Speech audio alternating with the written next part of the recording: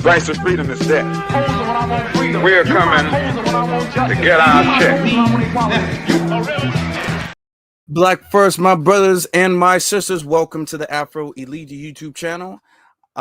We have much to discuss. I appreciate every single last one of you guys for being in here with us this evening because delineation is taking effect, okay? Ever since Donald Trump has been sworn in, he's been signing a bunch of executive orders that's gotten a lot of non-FBAs in a tizzy. They are upset. They are furious. And they're all looking to us as foundational Black Americans for assistance and sanctuary, if I can use that term. They're looking for us for sanctuary. They're looking at us to come and save the day. And a lot of them are surprised and angry at the fact that foundational Black Americans are actually sitting this out.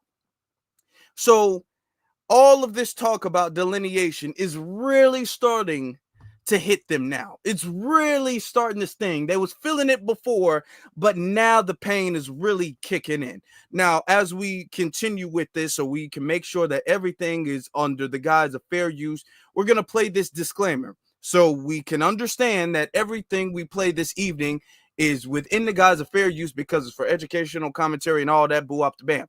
But as we're doing that, I need every single last one of you all to hit that like button, subscribe, double check, make sure you subscribe, you know what they do, you know, and all of that. All right, so here we go. Copyright disclaimer. Under section 107 of the Copyright Act 1976, allowance is made for fair use for purposes such as criticism, comment, news reporting, teaching, scholarship, and research. Fair use is a use permitted by copyright statute that might otherwise be infringing. Nonprofit, educational, or personal use tips the balance in favor of fair use. So I want to start off with a reminder. Now, remember I said that last a broadcast or two ago, I said with amendment, because it wasn't the end, but the amendment to the 14th Amendment, which guarantees birthright citizenship, that's not going to affect foundational Black Americans. The narrative that went out was, oh my God, Trump just got rid of the 14th Amendment. It's unconstitutional. Now, the constitutional part to that can actually be argued. Regardless of it, it's not affecting us. Okay, it wasn't this attack on Black America. They kept wanting every single little thing he did to be an attack on us. Reason being, they want us to return to the Democratic plantation.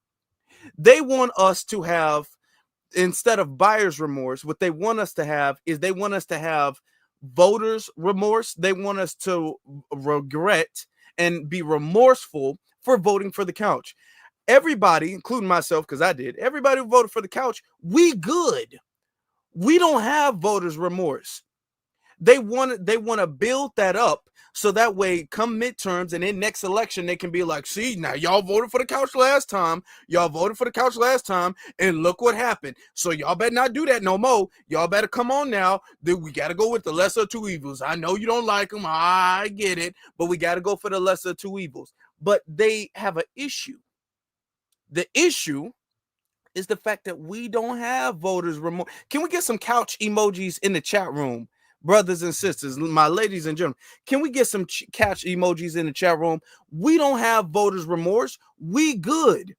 And they keep being all like, oh, do you see the 14th Amendment thing? You see that? That's about Black people. We was all like that. No, that's about the illegal immigrants. Oh, Trump is getting away with Black History Month. Trump is going away with Black History Month. Okay. And what I think was a smart decision was that he made an official proclamation acknowledging Black History Month. Biden never did that. Obama didn't do that, but he did that. So every little specific anti-FBA thing that they keep trying to say he's doing, he says, "Well, not doing that. Nope, not doing that." You know, because he understands what their play is. Their play is to say, FBA, y'all voted for the couch last time, and you see how that turned out. But the thing is that it's not turning out bad. The whole, oh, y'all gonna regret this, y'all gonna regret voting for the couch, it's not really aging well. So I'm gonna play this clip. Now, remember they said that the voting for the couch thing, that was bad, because now Donald Trump, he's getting rid of birthright citizenship, and that's about us. That's about FBA. And we're going to regret that. And Donald Trump said, hey, he said, well, we've been saying, hey, the 14th Amendment has been being abused, and it's been a loophole that people have been exploiting so they can get automatic citizenship in this country. It was not designed for illegal aliens to come over here and have anchor babies. But it's been exploited, and it's become this thing where it's this avenue for anybody to say, hey, I want to seek asylum. Bam, baby. Okay, I'm a citizen now. Like, that's the play. And that's been exploited to such a huge degree. Now, people are like, okay, well, that has to get changed. This is what Donald Trump had to say about the 14th Amendment. Oh, yeah, I did play the copyright disclaimer. I'm like, oh, no. You got to be careful. All right. You got to be careful. We are fighting hard to get birthright citizenship or automatic citizenship for the children of illegal aliens. That's another way. It's automatic citizenship for children of illegal aliens. That's the other term that they use, which is actually more accurate, more understandable. And it's ridiculous. We're the only country that has it, and certainly the only country that has it to that extent. And it wasn't meant, if you look, it was really meant for children of slaves. This is when it happened. The children of slaves. It was not meant for everyone to come into our country by airplane or charging across the borders from all over the world and think they're going to become citizens. It's not meant for that. It wasn't meant for that. And hopefully at some point the courts will understand that without having to go through a whole big deal. This was meant for the children of slaves. And look at the timing of it, and you'll see. And I hope judges will understand that. And it has to stop, because it's really hurting our country very badly. Hey, let's be honest. They ain't lied. And the thing is that what he said can't be argued against. You can't argue the purpose for the 14th Amendment. The 14th Amendment, we, as Foundation Black Americans, we had to establish the 14th Amendment, and it was based off of situations like the Dred Scott decision. Now, the Dred Scott decision, of course, Dred Scott was not the only situation like that, but it was the one that really broke the camel's back, so to speak. It was the one that blew up, and it was the one that set the stepping stones for the 14th Amendment, because Dred Scott was not a slave. He was a freeman. But the thing is, he still didn't have the rights, or he technically, because he wasn't in slave territory, he was still enslaved. All right. Because they said, hey, technically, I'm not a slave, but yet my rights are being abused. And then the course was all like, hey, technically, you a nigga and you don't got no rights. Okay, slavery or not slavery, it don't matter if he legally owned you or not. You don't got no rights, really. And that's why the 14th Amendment was formed, because there were black people who were technically not slaves, but technically not citizens, or did not have the rights and protections of a citizen. So that's why the 14th Amendment was developed. And we've been saying that. Now, a lot of other people have been benefiting from the 14th Amendment. And then word got out to a bunch of foreign nations that, hey, there's this country, America, that no other country has this, but America has a thing where if you have a baby in America, that will automatically make that baby a citizen. So they came over, and I'm talking about for generations and generations, they've been come over dropping babies left and right. And the babies have technically become American citizens. And they've been able to vouch for their immigrant family to come over here. So they've been the anchor to the family. That's why the term anchor baby came up. Okay. And this has been exploited for generations. So something has to put it into it. So this is what Donald Trump is talking about. And he wants to let it be known that, hey, black people created this, or black people, this was for you all, for your plight, to deal with your discrimination, to deal with anti-black racism. So it's very important that he said that. But when I tell you, the tethers were furious. Okay. I mean, the tethers were livid, furious about this situation, because they wanted because they're waiting for Trump to do something particularly anti-black, a policy, not a statement, but a policy that is particularly anti-FBA, so they can be like, we got you. We told you it was Project 2025. Y'all didn't listen. Y'all voted for the couch. You regret it now, don't you? But that ain't happened yet. So they're very upset about this. Listen to this. Okay. And they are upset. And I need y'all, during the news conference, I know some of y'all are saying, Roland, I don't understand. Why? Hold on, let me They wanted to make it even more so. Hold on. That was meant only for Hold on, here we go. For Democrats, and so that's what all this was about. Oh, here we go. But while this is happening, oh boy, Trump and his minions, 'cause this is all tied together, a couple of days ago, in their attack on migrants, they've been touting the 14th Amendment. And Trump goes out and he says that, that 14th Amendment, that was meant, that was meant only for formerly enslaved people of African descent. And that was music to the ears of the foundational Black Americans, the FBA. First off, I'm going to take it back because I want y'all to get the full energy of what he's saying. But Lord have mercy on our souls. Is his eyes not bucking? This man's eyes is damn near about to fall out of his head. Roland needs to close his eyes a little bit. This dude's eyes is bucking. He got he got eyes like a damn cartoon. You know how in cartoons you got eyes that are like kind of disproportionate to your head size? That's Roland Martin right now. This man, he goes on and his rant was kind of sassy a little bit, kind of moist a little bit. If you think about it, he must have been watching some videos on his iPad. If you know. Roland might have been on his iPad before he started his live. If you know it's on his iPad now. He kind of fixed that technical mistake.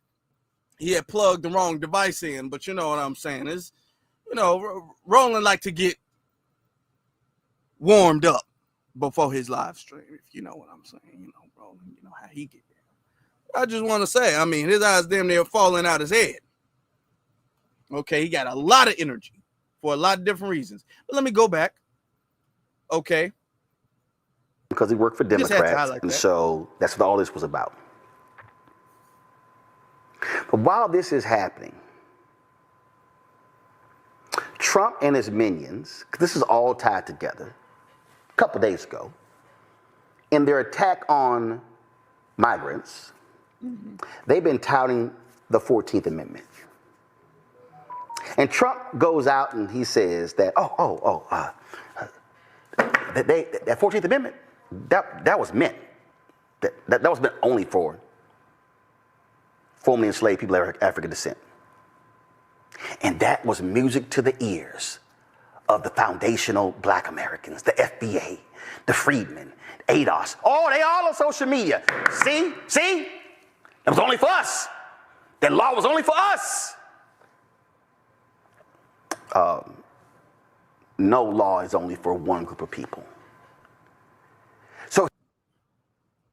No law is only for one group of people. Technically, the 14th Amendment is an amendment to the Constitution. It's an amendment, but okay. Who else was it for then? It said no law was only for one group of people. Who else was it for? Who else was it for then? It wasn't for everybody. Why was it developed then? Okay. He's using, see, some of y'all need to understand.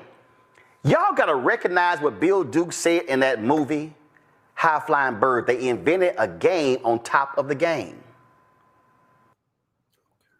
Trump is deliberately trying to play the wedge game because he knows there's a group of Black people who are so anti-immigrant and who think that they are so conscious that they are driving this messaging on social as only for us. We only want to see laws for us. We only want to see bills for us. And that is at the roots of what's going on with this discussion about the 14th Amendment. Joining us right now, before we get into that, let me break this down. The whole FBA, we are xenophobic. We don't want to see laws for anybody. We only want to see us prosper. Let's be honest. Foundational Black Americans have been the most heartwarming, welcoming, considerate, selfless group of people the world has ever known. We have made tremendous life-altering sacrifices for other group of people, okay?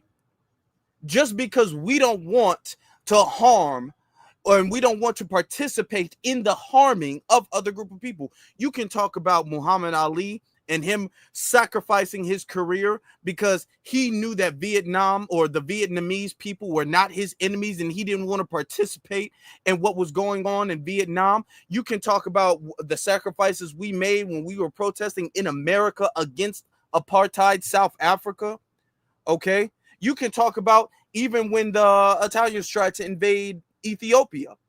And you had Foundational Black Americans flying to Ethiopia to help fight off the colonization of Ethiopia. We have made life-altering, life-risking sacrifices for other groups of people. There were certain laws that prevented especially non-European immigrants from immigrating and becoming citizens in this country till we had to fight for them to be able to come in and become citizens here in the 1960s. That was stuff we did. We didn't benefit from it. We were already here, but we did it for them. So there were things that we have done for them. So we have always, don't let this be misunderstood. Always we have been the most courageous, heartwarming, welcoming, friendly, neighborly, selfless, considerate group of people.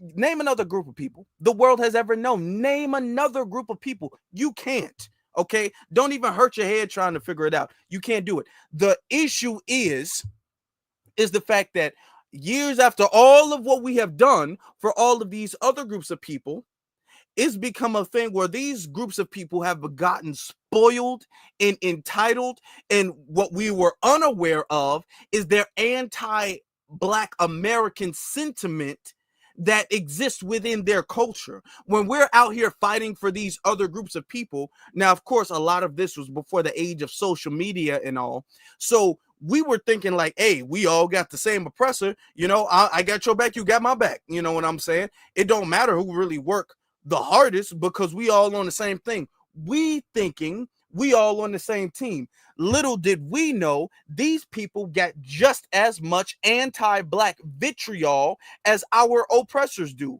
When we sit up there fighting, do you understand that we were fighting on behalf of the Japanese Americans when they were in the internment camp? Did you guys know that? That Foundation Black Americans were protesting for the Japanese to be free?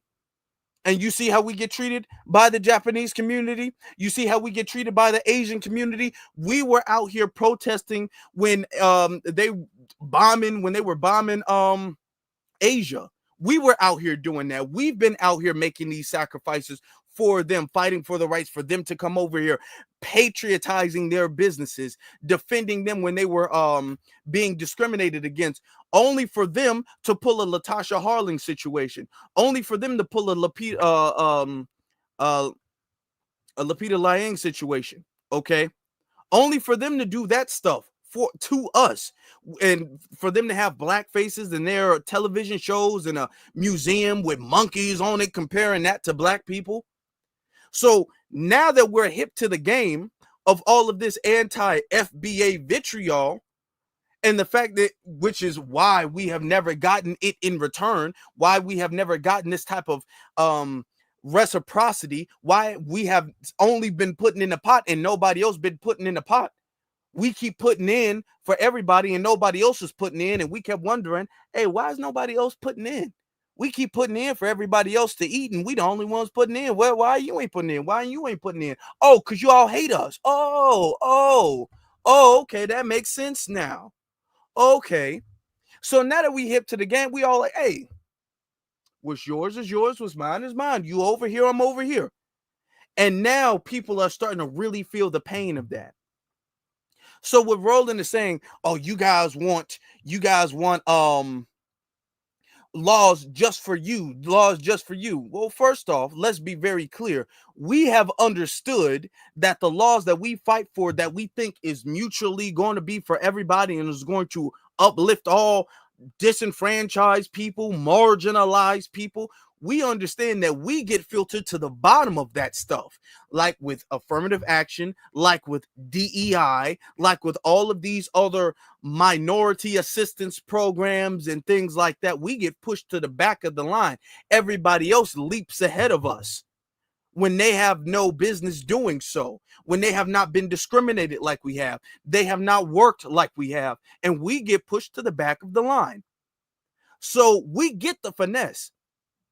So all of this gaslighting, y'all don't like nobody. No, we get the finesse now. Y'all not gonna finesse us with saying, okay, this is for everybody, but y'all Black Americans, y'all get the last slice. And there's just this much left by the time we get it. The pie is for everybody, but we get the last slice of the pie, and there's this thin little layer of pie. You can see through it. It's so small and thin, you can see through it. So we are, hey, okay. We want our own now. Because we see y'all ain't used, y'all don't like to share with us. Not that y'all deserve any of it, honestly, but y'all don't like to we want our own stuff. Because not only do we, when we realize we got to share with y'all, one of the things that we didn't understand before, which is why we so hip to the game now, not one of the things we didn't understand before is not only do we got to share our pie with them, they get their own pie. See, we didn't understand that back in the day when we was fighting for everybody and fighting for unity and fighting for, black and brown and black and yellow and minority and people of color. We didn't understand that back in the day. Oh, y'all get your own stuff and our stuff? Oh, no. Nuh-uh. Oh, Asians get a hate crime bill, but we don't got one? We got to share our hate crime bill with everybody, but Asians get one for themselves? What? Okay.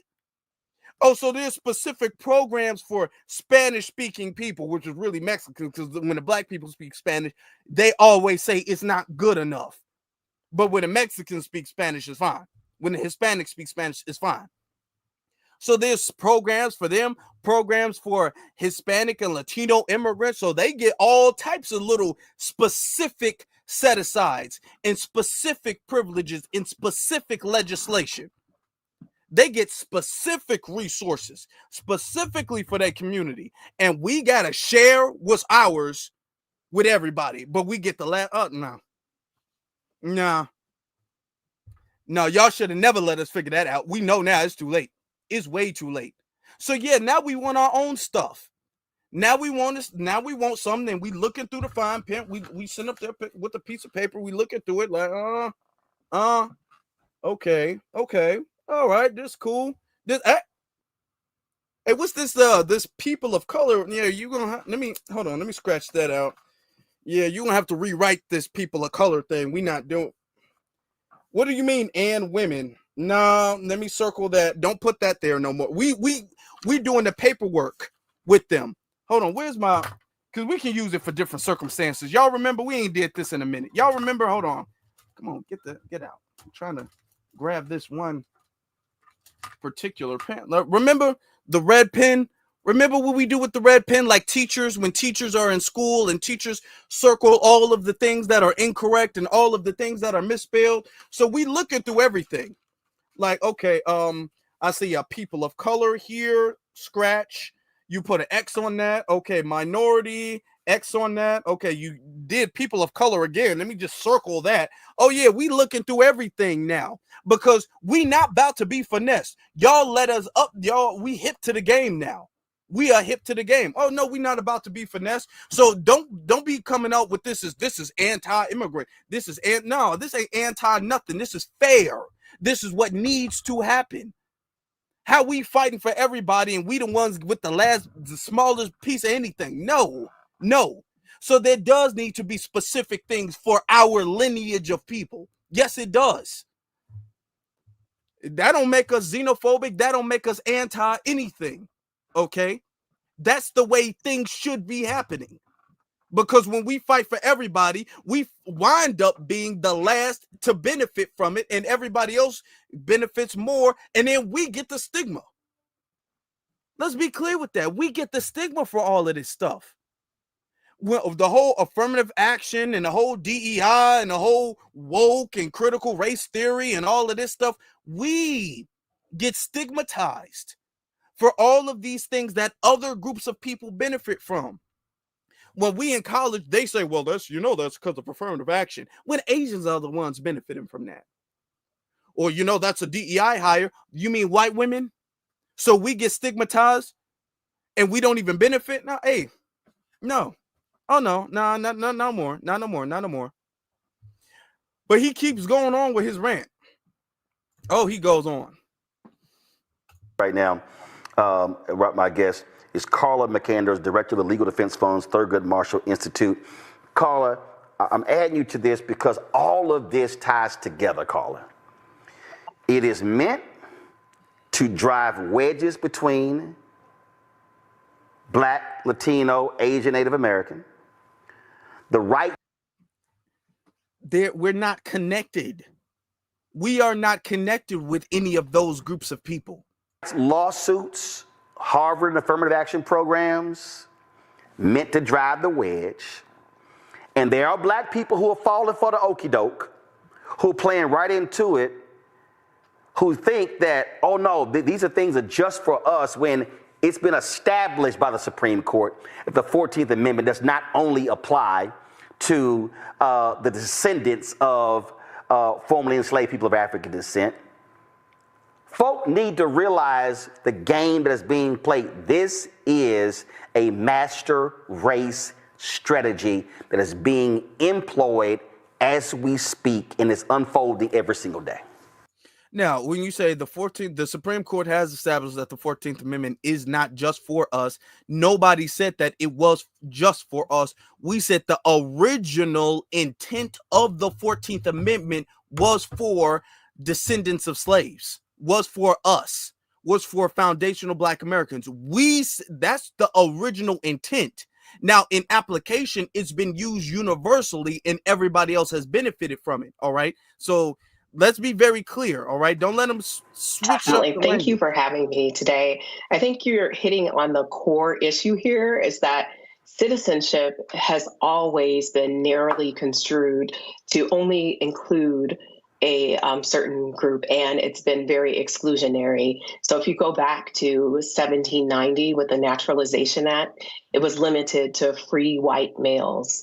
Then you had, Dred Scott arguing that, a formerly enslaved person who's in the North, that he should be given citizenship rights. You had the Supreme Court responding in Dred Scott saying that, just as Taney said, that the Black man has no rights to which the white man is bound to respect. And so the 14th Amendment came along and it provided citizenship, membership, and belonging to all persons born or naturalized in the United States, are citizens of the United States. And so what the Legal Defense Fund has done is we've joined together with the ACLU Immigrants' Rights Project, the ACLU of New Hampshire, Massachusetts, the State Democracy Defenders Fund, and the Asian Law Caucus to challenge this executive order that tries to unilaterally rewrite the Constitution. And in the executive order protecting the meaning and value of American citizenship, Trump is saying that those who are born. Can I say something real fast? I would be remiss if I don't say this. Can I say something real fast? I know I just went on a little rant recently. All of these groups of people who pop up and they want to file different lawsuits about the 14th Amendment, which they know is for the benefit of immigrants. They know it's not for the benefit of citizens. They are already understand this, but they want to fight, and they're teaming up with different groups of people. You're seeing a whole bunch of new faces team up with all these groups of people. These are civil rights organizations and civil rights lawyers and civil rights woo up the band. When California revoked the bills for reparations, where were these people? All of these boule lawyers and boule organizations that fight on behalf of immigrants. See, this is our problem. They fight on behalf of immigrants. And then when it comes to things specifically for us, like a hate crime bill, like reparations, like lineage specific tangibles, you don't see none of them around at all, ever. They don't sit up there and be all like, oh, this is an easy lawsuit that we can file. Oh, they don't want to say nothing. They don't want to touch a case if it's benefiting us, if it's specific to us. They don't want to touch a case. They don't want to look at a lawsuit. They don't want to look at a law. They don't want to look at no legislation. They don't want to read nothing, review anything, think about anything, nothing. They're not around. You think there were no black lawyers. Now, when things happen to immigrants, you just see this plethora of black lawyers just spring up out the ground. I'm talking about black lawyers and black organizations start falling from the sky. Where was this woman when we need something? Where's all of this just free legal representation when we need things? As FBA, when we need things, where's this free representation? Because she's not doing this because the Hispanics paying her. They about to leave. She doing this just off GP. She doing this because she believes that this is wrong. A lot of these organizations doing stuff because they believe that it's wrong for it to be done. But when we need help, we got to go start looking behind couches, and we got to start looking in the bushes for a lawyer. Do y'all notice that? Do y'all notice that when we need help, not only if we find one, oh, we gotta pay. Oh, we ain't nothing done free. We can't do nothing for free now. Come on now, y'all do gotta pay now.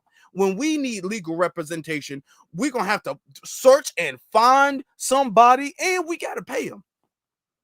Now, these immigrants, they need legal representation, which I don't really understand because they're not really citizens here. I don't understand what you would do, but they find in a way to give them free legal representation. They getting out here, we teaming up with this organization and this organization and this organization, and we plotting a protest over here, and then we talking to this senator, and then we gonna talk to this representative, and we gonna do this, and then we gonna have this meeting over here, and then we're gonna have a protest afterwards, and oh, damn. But yet when reparations come about, you wouldn't even think that there were black lawyers or black organizations. They don't ever say nothing about that. I just want you to keep that in mind, because that goes into what I was saying earlier about all of the things that should be benefiting us going to them disproportionately. And we get the little scraps. We got to fight for the little scraps that's left. But she continues. In the United States, if you're undocumented, if you have a student visa, if you're an asylum seeker, that you are not entitled to U.S. Citizenship. And again, I'm trying to keep people to understand, keep them centered what's going on here. This is master race language. When they are attacking illegal immigration, attacking migrants, what they're saying is we need all of these dark people out. When he calls African nations shithole countries, when he lies about Haitian immigrants are eating dogs and cats in Springfield, Ohio, he has no problem with white immigrants. He has no problem with that. In fact, they would prefer in Ohio and in Minnesota and in Wisconsin, if these were white immigrants, oh, they're like, man, we good. And I need everybody to understand that this is what's also playing out in Germany right now. It's been playing out in Europe for the past decade. They have hated African immigrants because they stopped having babies in those countries, And they're like, yo, the master race, we losing. Elon Musk is fixated on birth rates of white people. This is all about master race. Okay. Couple things with that. We're going to get that off the screen for a second. All right. Couple things. Number one, the issue, if we're just going to talk about it from a numbers point of view, just the numbers point of view, the issue is that you do have Ukrainians coming over here. You do have Europeans coming over here. Yet Ukrainians and these other European immigrants who are coming over here, even if they're coming over here illegally, they're not coming in by the tens of millions. I want us to understand when they all like, hold on, y'all not saying nothing about Ukraine. Y'all not saying nothing about the Ukrainian immigrants. Let's be honest, Ukraine is in an active war zone right now. So their case for asylum seems a little bit more legitimate. But even if you want to say they're finessing and the Hispanics are finessing, the Ukrainians coming over is a very, very minuscule amount in comparison to the millions of Hispanics. And I'm not 100% sure about the exact number, but from what I know, it was around, I think different numbers. I think the top was like 4 million just when it comes to the European immigrants. That's not even half or a quarter of all of the Hispanic immigrants who are coming over from south of the border. That's not even half. Plus, the European immigrants, they're not coming over and dropping anchor babies like the Hispanics are. So you can't say, well, hold on, y'all not mad about the Europeans, but y'all mad about the Latinos. Yeah, because they're not the same problem. It's a different problem. And then let's be honest, the Ukrainians aren't coming in to our neighborhood, okay, attacking black people. That's not what the Ukrainians are doing. They're not out here carjacking black people. They're not out here putting fentanyl in the black community. That is what the Hispanics are doing, honestly. So yeah, it's a different problem. And to be very honest, we not vouching for them to come over either. If we're going to be clear, we not vouching for none of them to come over. I'm not saying Ukrainians are good, Hispanics are bad. I'm not saying that at all. Y'all can all stay where you from, as far as I'm concerned. But he's trying to move the goalposts when the context of the situation is very, very different. Number two, big point, almost a bigger point, okay, is that a lot of these people, you talk about this is master class, and they want them to get out because this is about race. Listen to me.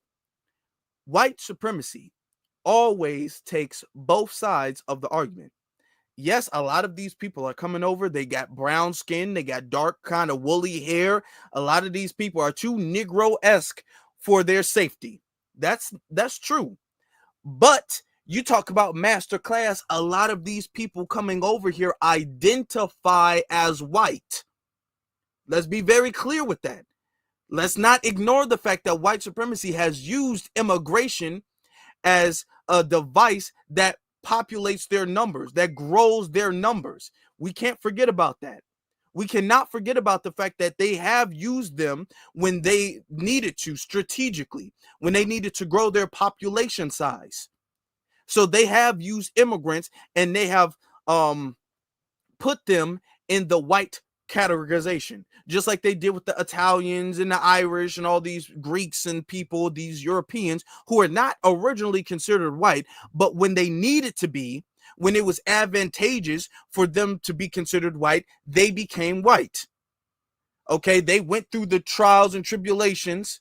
Okay, they got beat up a little bit, but eventually they became white. And a lot of that goes on with the Hispanic community too, because Hispanic is not a race. So we'll take the very white Hispanics, you know what I'm saying? We'll kind of pull them out a little bit. We'll whiten them up just a tad bit more. You just need a tad bit whiter, all right? And then y'all can be considered white, and a lot of them are already considered white. So you mean to tell me this is about a master race? That would only make sense if most of these people were not already in their homelands identifying as white. If that would only make sense if these people were not coming over here and trying to become white. trying to allocate themselves and acclimate themselves to white society and have the same anti-black issues that the Europeans have. That's the only way that would make sense. So immigration is being used as a weapon against us. Now you do have people, white supremacists who are like, hey, let's be calm with that. Let's be careful with that, because you allow Hispanics come in and now I see a Haitian. Okay, and we can't, there's no way we're gonna say this Haitian is white. See, y'all allowing the niggas. Like, so yeah, okay. So there are differences in ideology and strategies in white supremacist communities, but that doesn't mean that immigrants are for black people. That doesn't mean that. All right. And he's vouching so hard because he's an immigrant. And he's pissed off because he was looking at the end, he called it the end of birthright citizenship, as a gotcha moment to FBA. And we was like, I guarantee you it's not a gotcha moment. I guarantee you that. I guarantee you it's not a gotcha moment like you think it is. But he was trying to make it a gotcha moment, and it never turned out to be that. So that's why he's upset. It's not a gotcha moment. Now he's like, oh, it's about master race. No. That would only make sense if these people were coming in, backing up our play to dismantle the system of white supremacy. They're not doing that. That's not what they're doing. They're coming in and they're joining in to the narrative that oppresses us. All right. Now, I want to show you something else. I saw this. And I'm talking about, as far as foundational Black Americans, the Tethers is pissed. They are pissed. Listen, look at this. Oh, hold on. So first, let's talk about what foundational Black Americans are. So the term refers to a concept coined by activists. Before I forget, because I just got another cash app. Hold on. Let me get to some of the super chats before we continue. Shout out to DSB. Sends a $10 super chat with a bunch of couches. Appreciate you, brother. And then All About Business says slavery was real specific. It's very true. Our oppression, our subjugation can be specific, but then the repair has to be universal. Then the counterbalance to our discrimination has to be universal and everybody gets to benefit. No, we get beat up, but everybody got to get paid. No, that is slavery. No. Let me get a shout out to 50s is fabulous. Okay, for the cash app. Cyberdyne, our good brother Cyberdyne, he's in the chat room for the cash app. And Mustang is sent the cash app. Thank you very much. I just want to say that before I forget. All right, while you're still here. All right, so let's continue. And filmmaker Tariq Nasheed. It's used to describe Black individuals in the United States who are descendants of African people enslaved in the U.S. prior to the abolition of slavery in 1865. Here we go. I want to start off with you, Shelly. Shout out to Tariq for coining the term FBA, because that got them bothered. That got them heated. Here's the thing, though. They keep saying descendants of African people. That language is not really that. And I'm not the type of person who says that we don't have any African descent. Okay. There was African slaves that were transported from Africa to the Americas. That is documented in historical fact. Now, in North America, we got to understand our history. In North America, that was only about 5%. Only a very small fraction of the slave trade, when it came to the Middle Passage, actually came to North America. Because people use the term Americas, but people are only factoring North America. Most of the slaves actually went to South America. All right. But we have to think, okay, well, if only a small amount came and survived the Middle Passage, it was a lot to survive. If only a small of them survived the Middle Passage and came to America, how are there so many Black people here? The reason being because there were already Black people here prior to slavery. That's a historical fact. Either it's true or it's not true. And we've already talked about that. There are bones that have been dug up. And then when they researched the bones that have been dug up, they found, oh, this is a black person. There were black people here. Now, they don't like to give us the credit for that, but when you look at the temples, when you look at the hieroglyphs, when you look at the statues, you can clearly tell these are big lip, wide nosed black people. And nobody can explain it. They don't like to give us credit. They don't like to say that we were here, but nobody can explain why all of the statues look like black folk. All of the statues look like black folk. All of the hieroglyphs look like black folk. All of the ancient bones look like black folk, but black people weren't here around that time. Nobody can explain that, though. All right, because they don't want us to acknowledge the fact that we were already here, a solid percentage of us. Okay, and if it's not true, you would have to explain why the statues look like we do. The people who claim today to be Native American, they don't look like the statues.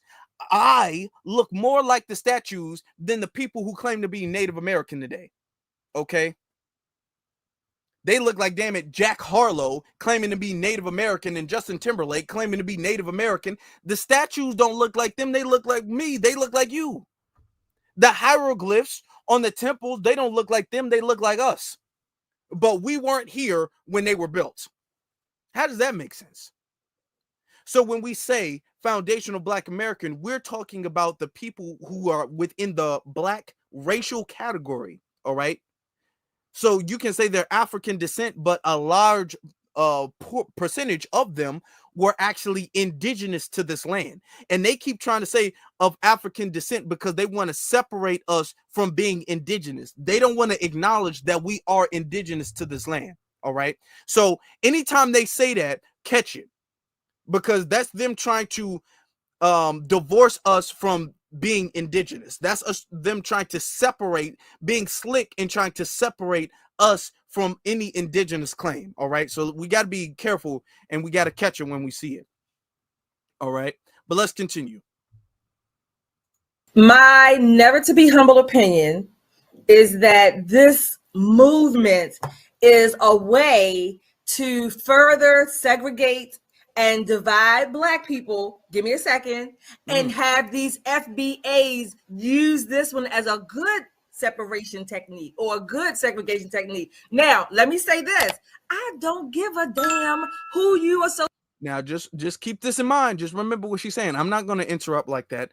All I'm going to say is pause. Remember what she just said. With, who you want to be called or what group, I don't really care. But I think this particular issue is a way for, I'm going to say, maybe more conservative. Notice she said group. Just notice that she said group. Conservatives to use as, oh, I'm separating myself because I am a slave or have ancestors that were slaves or whatever. I don't care. Ultimately, I am a foundational Black American. I was born here. No, you see that? I am a foundational Black American. I was born here. No, that's not what makes you a foundational Black American. She said, yeah, ultimately, no. What does that? Why would you say that? You spent this whole rant dissing FBA to say that you're FBA, you're a foundational Black American, you were born here. Nope. And this is why the words foundational gets them. Because it hits them at the core. When we use the word foundational in FBA, it hits at a very different core because that implies that word gets to the root of us being indigenous to this land. No other term really gets to that root. All of these other terms really imply, oh, well, we came from another place. But when we say foundational, to that means the root. Foundation, the root, the origin, okay, the genesis of this country is us. So we cannot be compared to immigrants. Just because you were born on this land don't make you a part of the foundation, the root, the soil of this land. It doesn't. So I was born here. No, that's not how that works. I am a foundational Black American. I was born here. And a lot of people talk about. Now I want y'all to keep this in mind. Apparently, all of the people on this panel are Caribbean, being separate, or have some Caribbean lineage, separate, and all of this other stuff. Well, look, you could do that now. Find yourself an island in South Pacific and just go be separate. But most people don't even know how to feed themselves without a supermarket. So that's something that would break down very quickly. Now, these foundational Black Americans, the authority, whoever they are, I've never heard of such. And no, you may not claim me in your group. Okay. Okay. You know, just because She said, no, we may not claim her in our group. It's not a group. Nobody says that about African American. You can't claim me in the African American group because everybody acknowledges the fact that African American is not a group. But when people talk about foundational Black American, people keep, and they know it's not, but people keep framing it as if it's a group with members and leaders and all of that stuff, which it is not. I happen to be born an American, right? And notice, I want y'all to notice, okay, when you see certain things like this comes from the top. This comes from a think tank. Anytime I see a group of people pretty much saying the exact same thing, I understand that this comes from a think tank where people got together and sat in a room and they say, okay, how do we counter this narrative in that narrative? How do we get ahead of this stuff? There are people all the time. There's a lot of people get paid to do that. A lot of media gets paid to do that. Think tanks that get paid to do that. They get paid by politicians. They get paid by celebrities. Essentially, that's PR. Essentially, that's a part of PR, is having a think tank and knowing how to get ahead of certain narratives. So right now, what they're trying to do is be all like, hey, I'm born here. Now you're going to see a whole bunch of people being all like, hey, I'm from here. I was born here. That's the big talking point. Don't claim me. I'm not one of you guys. I'm born here, though. Now you might be an anchor baby, but that don't mean you're a foundational Black American. All right. You got to verify that. You have to verify that. And folks who got a problem with verifying that is because they're not that. All right.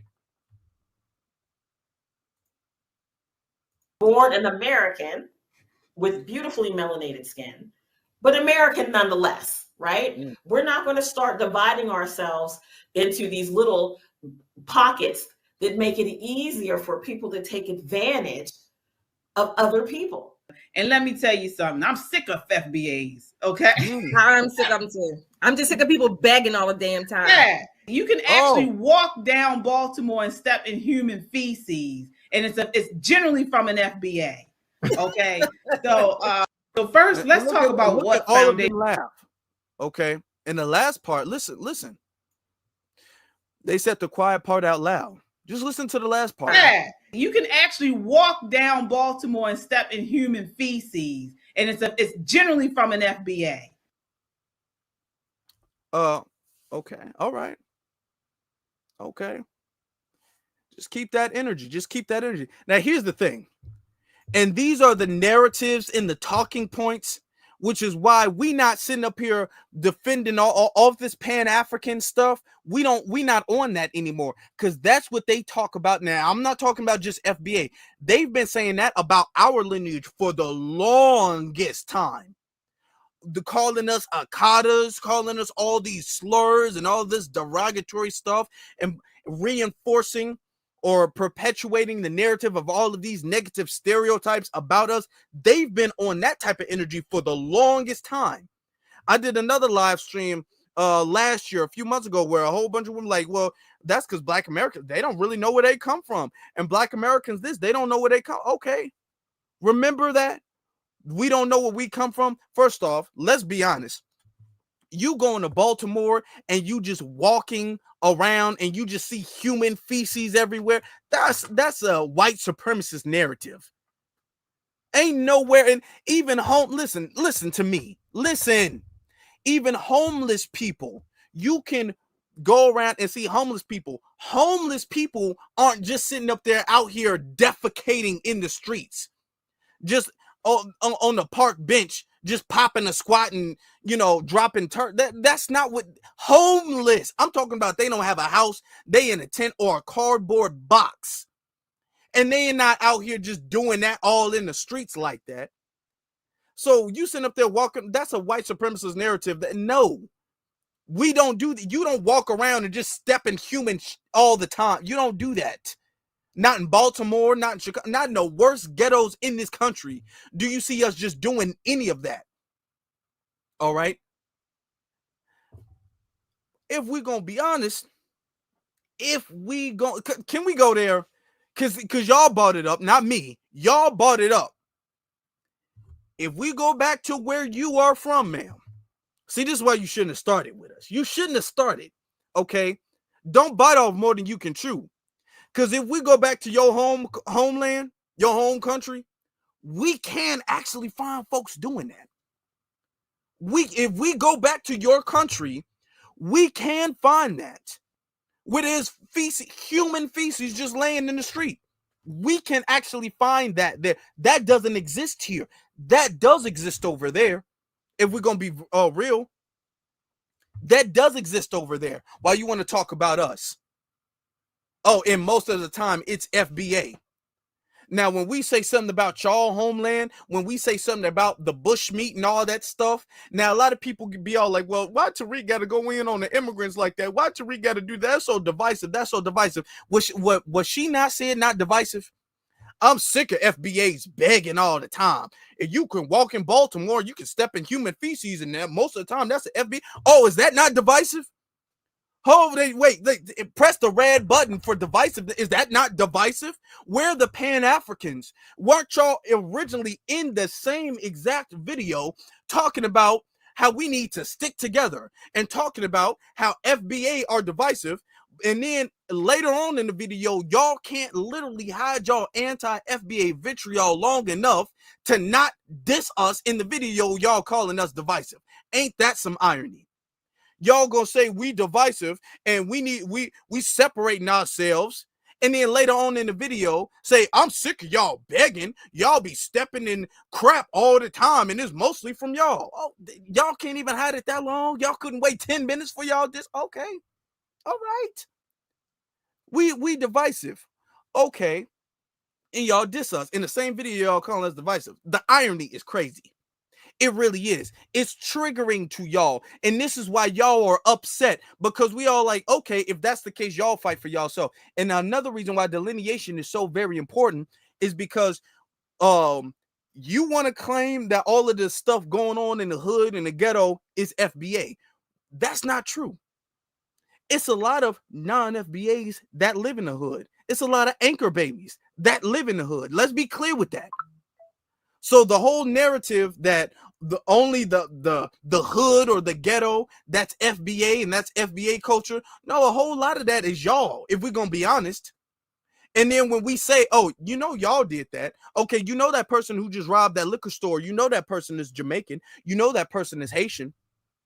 You know that, right? Is why that matter? That don't even matter, man. Why? What are you being so divisive for? No, because what happens is, if we don't acknowledge where that person is from, if we don't acknowledge that that person is not FBA, what y'all will go around and doing is y'all will go around and say, look at these niggas, look at them robbing and the criminality and the degeneracy of these people. They're not like us. They will go around and do that, and it's one of them who did it. But we get all lumped in when it's negative. So we on this page now. Okay, y'all want to hold y'all W's by y'allself?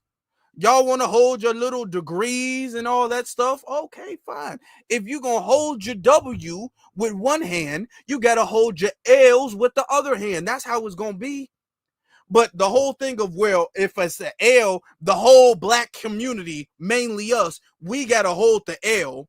If somebody rob a bank, if somebody sell drugs, if somebody does something degenerate, then it's, well, you know, the black community, and we got to face the brunt of that. We got to be the main ones on the front lines when we got to face any type of stigma or negativity. And then when it's positivity, y'all be like, oh, they Jamaican. They are Jamaican. No. They are Jamaican. Okay, cool. Let's be honest.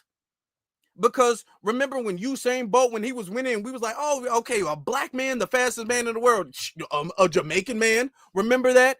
Remember? Oh, you mean a Jamaican? Oh, he ain't, don't claim him. He's ours. All right. Okay, when they do something great, they claim it. They don't want to share nothing great with us. Okay, but then when something negative happened, we all black. Hey, no. If you stepping in feces, it's probably your cousin, ma'am. Let's be honest. If you stepping in human feces, it was probably your cousin who left that there. Let's be honest. You need to tell your cousin to get that together. If we're gonna be honest, because I ain't nowhere I went where black people leaving feces anywhere. Okay, black people don't be, babies don't even be, our babies don't even be doing that. All right. Now they want to say we divisive. Okay, and okay, all right. So I just want to ask where the standard is. This is why Pan-Africanism is not working, because y'all be moving the goalpost in the standard. All right. And I'm telling you, with the fact that we are delineating, that is hurting them so much. I want y'all to listen to this other video. I saw this other video online. Listen to this. Using this term FBA, Come on now. and they're using it as a word that describes African Americans, right? And I got a couple people in my comment section. It usually has to do when I'm talking about Nigerians or Africans and African American relations. I get a couple people be saying some dumb stuff like, yeah, us FBA, and they'll say, and once they say that, it's followed by something real stupid and ignorant, right? And I'm like, first of all, let's clear some shit up. Black people in America don't call themselves FBA. 99.99% of African Americans never heard of FBA, Foundational Black Americans. That's untrue. That's untrue. You talk about 99.9. No, and that's a talking point that they're going to just keep using. That FBA, nobody knows what FBA is. Nobody knows that. Okay. FBA, nobody knows what people know what FBA is. And I want you to understand something else too. Notice how the word ADOS, notice how nobody says that about ADOS. Notice how nobody says nobody knows what ADOS is. Nobody's ever heard of ADOS. Nobody identifies with ADO. Notice that they never say this small little fringe group online, ADOS. They don't say that about ADOS, but they say that about FBA. That folks know, everybody acknowledges ADOS, but nobody knows what FBA is, even though the terms were coined pretty much around the same time. Okay. And they damn near get used, especially by the mainstream, synonymously. And now FBA is used more often than ADOS. But nobody knows what ADOS is. Fat Joe does. Okay. The Breakfast Club does. But nobody else knows. Okay. And Coulter does. But nobody else does. All right, sure. That's just them not wanting to acknowledge it. Americans. Nope, we ain't heard that shit. You ask any random black person. Listen, you ask any, here's some homework for you. Go out when you tomorrow or whenever you see this, that day, go ask like 5 random people, what's the FBA? They're going to look at you like, I don't know, because it's not a thing. FBA is only Tariq Nasheed's xenophobic hate cult fan club. That's it. That's all. African Americans only call themselves black or African American. That's untrue. That's untrue. You say it's a fan club. The thing is that it's not a club. It's not. There's a lot of people who, let's be honest, don't like Tariq, who are still FBA. It's a term for the lineage. It's no membership. It's no club. It's a lot of people. Let's be honest. It's a lot of people who are, they not super big fans of Tariq, and they still use the term FBA. Because FBA is not about Tariq. Tariq coined the term FBA, and we respect him for that, and we give him credit for that. But he is not like, this is my group of people. He's not the leader, and we're his disciples. That's not how that works. He said, okay, well, this is the term for the lineage, where the accurate term to describe our lineage. We would be foundational Black Americans. And we all resonated with that because we thought about it like, you know what, that does actually make a lot of sense for us to call ourselves foundational Black Americans. And we went on with that term because the term made sense. Because with this logic, Jesse Jackson is the leader of African Americans. Is Jesse Jackson the leader of African Americans? Because he's the one who's credited with coining the term African Americans and popularizing the term African Americans. Yet nobody calls African Americans a group. Nobody calls it an organization. Nobody calls Jesse Jackson a leader. Nobody says we're following Jesse Jackson. Nobody says it's a cult. Nobody says nothing about it besides being anything different from a lineage or an ethnicity. But FBA created, in the same context, with the same intention, or the term with the same intention, the same thing, the same thing, just to describe a more accurate description of our lineage than what African American is. Now all of a sudden it's a group, and it's only a group because you don't like the energy that a lot of the people who use the term have when it comes to tethers like yourself, sir. That's the only reason. That's the only reason. He keeps going though. Black, and we've accepted African American because African origin, America is where we live. That's it. That's all. FBA, Foundational Black Americans, is Tariq Nasheed's xenophobic fan club. So if you are part of Tariq Nasheed's xenophobic fan club, you're calling yourself FBA. You people calling yourself FBA do not represent African American. We have no problem calling ourselves African American. I'm sure he doesn't have a problem calling himself an African American. He probably has family descendant recently from Africa or the Caribbean. Let's be honest, there's a whole lot of people, Elon Musk included, who can be called an African American. Let's be very clear with that. We've never had any problem, because Africa, and we understand this, Africa is a continent. Africa is not a race. Okay? European is not a race. You can be a European descendant and actually not be white. You can be a European descendant. Do y'all know this? Hold on, I'm gonna blow y'all minds real quick. Y'all know you can be a European descendant and actually be black, because Europe is a continent. It's not a race. Just like Africa is a continent. It's not a race. So when you say African American, you're saying you're a descendant of the African continent and you are an American. What that means is that you can be a descendant of the African continent, and even though most of the people on the African continent are in the black racial category, not all of them. So by definition, Elon Musk is an African American.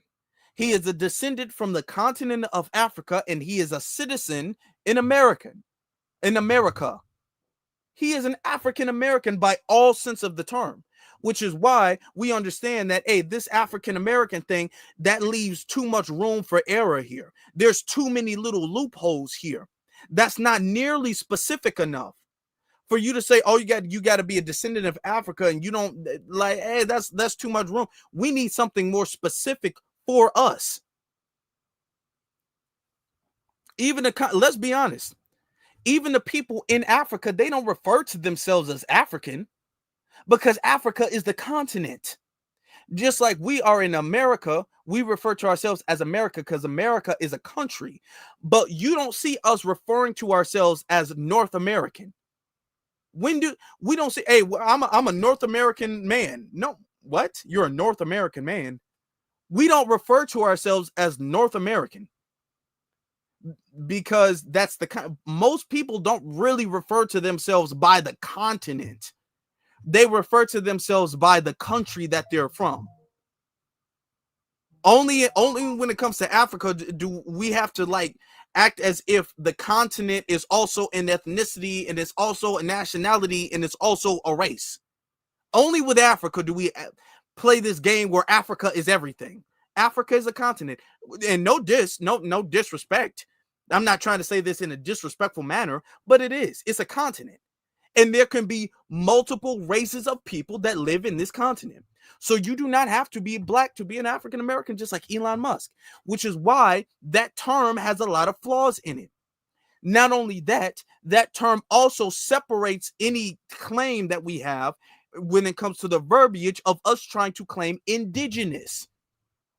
Notice when we started referring to ourselves as African American and the society started categorizing us as African American, we started losing a lot of the claims that we were making when it came to being indigenous. The indigenous people separated themselves even more to say, y'all not indigenous, you are an African American. You're only from Africa. Don't claim this land. So in order for us not to claim this land, they wanted us to claim another land. So now we're saying, no, we're claiming our land back. We're taking all of our stuff back. All right. So, and to be very honest with you, you don't really hear a lot of people referring to themselves as African American like that no more.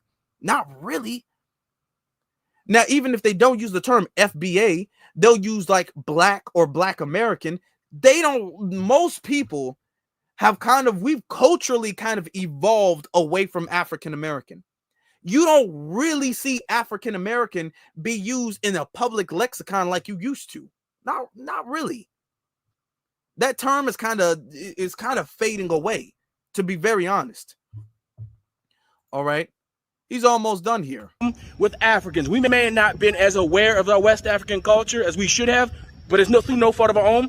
But African Americans have always been pro-Black, pro-African. Okay, when is Africa going to be pro-American? When is that going to happen? I want that to happen. I need that to happen. Now, all of this, now remember, he said we were xenophobic. The other tellers said we were xenophobic. Roland Martin saying we were xenophobic, all of this stuff. Now, I want to ask y'all this question. Do you guys remember the time when Michael B. Jordan was going through his thing with, do y'all remember the time Michael B. Jordan was going through his thing with the Jorvet rum? Okay. Do y'all remember that? And they were saying that Michael B. Jordan should apologize for cultural appropriation. Do you guys remember that? Let me make sure I have it here. I got to find it, bookmark it. Oh, hold on. Now, I want to play you this clip. Now, do you guys remember specifically the fact that they said that Michael B. Jordan, hold on. I just looked it up. I didn't even have it. Okay. Y'all remember specifically the fact that they said Michael was culturally appropriating because Michael B. Jordan is not from the Caribbean. Y'all, I just had to find that real quick. And I said this years ago. I said years ago, hey, that's not going to age well. Look, let's pull this up. This is, and I want y'all to see the date on here so y'all understand. All right, let me go all the way down. This comes in 2021. This is in 2021. I said this about 4 years ago. Okay, now let's look at some of the pictures. Now, Michael B. Jordan, Foundation Black American Brother, he came up with this drink. He named the rum, and rum is very popular in the Caribbeans, and he named it Jorvet. Okay, all right, that's his thing, right? And then, he had his pictures out, naming the drink Jorvet and whatever, trying to celebrate. And then, bam, I'm talking about article after article. Okay. They said Michael B. Jordan vows to rename his rum brand after cultural appropriation. Michael B. Jordan renames rum after accusations of cultural appropriation. Our intent was never to offend a culture. Michael B. Jordan apologizes. Michael B. Jordan issues an apology for controversial rum brand. Michael B. Jordan is accused of cultural appropriation after saying a beloved Caribbean. After saying the beloved. Oh, okay. All right. So all I said was this. I said, keep that energy. And when I say it was a lot, I'm talking about it was a lot of people who are like, Michael, damn you. How dare you say that? How dare you are not Caribbean? And I want y'all to keep in mind, because a lot of people are like, no, Jorvet, that's just a very sensitive word. Oh, no, it wasn't just because it was sensitive. It was because Michael B. Jordan is not Caribbean. Y'all look at this. I just got this one video. We don't have to go through it all too long. Can we talk about this for a quick second, please? No, because can we talk about this for a quick second for me, please? So I've always been a fan of Michael B. Jordan or whatever the case is. This right here is a fucking no. This man really decide take Juve, which is a part of Caribbean culture, name it for his brand, and even it was trademark it. I very well doubt he know the history of Juve. Because if he did, he would not be doing this shit. This is cultural appropriation. I'm very disappointed. He has no ties to Caribbean culture at all. Caribbean people just need to start gatekeeping their shit, period. Same person. Oh, let's just take, he has no ties to the Caribbean at all. Caribbean people just need to start gatekeeping. Okay. Caribbean culture at all. Caribbean people just need to start gatekeeping their shit, period. Same person who does love to stand up to white people appropriating black culture. This is what you pull? I go read this for you. No, but all kicks aside, Trini who co-own this brand is really the person to bash, eh? Kobe Jordan is just the investor on this idea. But whoever that Trini is, design a logo with 3 islands and not 2, and additionally do that shit right up for Juve is responsible. I don't give a shit. They both are very responsible. Him himself should have done his fucking research. Whoever that Trini woman is, her Trini card is very revoked. A Trini woman and as a designer, you should have known better. Michael B. Jordan should have known better too. Do your research before you claim something. And trademarking it too, because Juve is something that's very sentimental. That traces back to our slave. Okay. Cool. And what was going on is that Michael B. Jordan did it, and it was like a white business partner who was in on the Jorve rum brand, and they didn't even have no smoke for the white man. All of the smoke was for Michael B. Jordan. So much so that Michael B. Jordan had to rename his brand. They said, hey, you're not Caribbean, dude. Now, remember, I said this about the situation. This is what I had to say. I want you to understand this was in 2021. I said, when Caribbeans come to America, they feel 100% free to partake in Black American culture. Everything from the food, music, art, dialect, etc. But Michael B. Jordan makes Jorvet rum. He's out of line. Y'all, it says, watch y'all start crying foul when we start keeping the same energy. I said this in 2021. I said, watch them start crying foul when we keep the same energy. I said, the second we do the same thing to y'all, y'all gonna be like, what are you doing? Why are you being so divisive? I can't believe it. We are all black. We are all black, brother. We are all black from the motherland, brother. Oh, no. I said, now y'all come over. Y'all be wearing our clothes, using our slang, y'all be rapping, y'all be, fully integrate into our culture, into our society, into our custom. They fully do that. Okay. And then when we do something, we got to Caribbeans, we just gonna have to start gatekeeping. You not Caribbean. Damn. And let me ask y'all one question. Just one question. Because I don't know. Maybe y'all know, but I don't know. Where were the Pan-Africans when this was going on? Where were the Pan-Africans when Michael B. Jordan was getting drugged for cultural appropriation? Where was we all black, brother? Where was, hey, let's not delineate. So, because I want y'all to understand, they've been on that page. They've been on that delineation. They keep making delineation seem like this is xenophobic. It's not xenophobic. That is a completely different thing. But as far as delineation is concerned, they've been on that. We, as foundational Black Americans, we just now getting on that. It just stings worse than they do. It stings worse. It hurts worse when we do it versus when they do it. But they've been on that page. They've been talking like that. They've been delineated. They've been separated themselves from us. Then when we do it, is ain't we all black? Hold on. What did now when Malcolm X, when he went to Mecca and he talked to a whole bunch of black people? No. Don't be bringing that up. Y'all been on that. That's not the only one. I want to let me ask this other question. Since we talking about FBA and being divisive, I just want to understand where the standard is. That's all I want to know. Where is the standard of people being divisive or not? Okay. Well, I just want to know what is. Do y'all remember this one young lady? Do y'all remember her? Need to start gatekeeping Carnival. There is no reason on this earth for anybody that's not from the Caribbean to be at Carnival. And I don't care how y'all feel on the subject. Carnival is starting to get too commercialized for me. Y'all know I love Jada Waiter, but what the fuck do her and her American friends know about Carnival? You're not from the Caribbean. You don't know the music. You don't know the people. You don't know the food. You don't know the culture. What are you doing at Carnival? A lot of y'all look at Carnival as just a way to dress skimpy and go outside and shake your ass. And the fact that y'all reduce our culture to such bullshit just because you want to post on Instagram. And then I'm confused because a lot of y'all that are trying to talk down, y'all come from cultures that are disrespected in every which corner of this earth. So where do you find the space to talk about what Caribbean people are doing? I feel like you need... That's a diss to us. When she said y'all come from cultures that get disrespected by everybody, she's specifically talking about us. All right, don't miss that. To be either a citizen of a Caribbean island or eligible for citizenship on a Caribbean island to be at Carnival, period.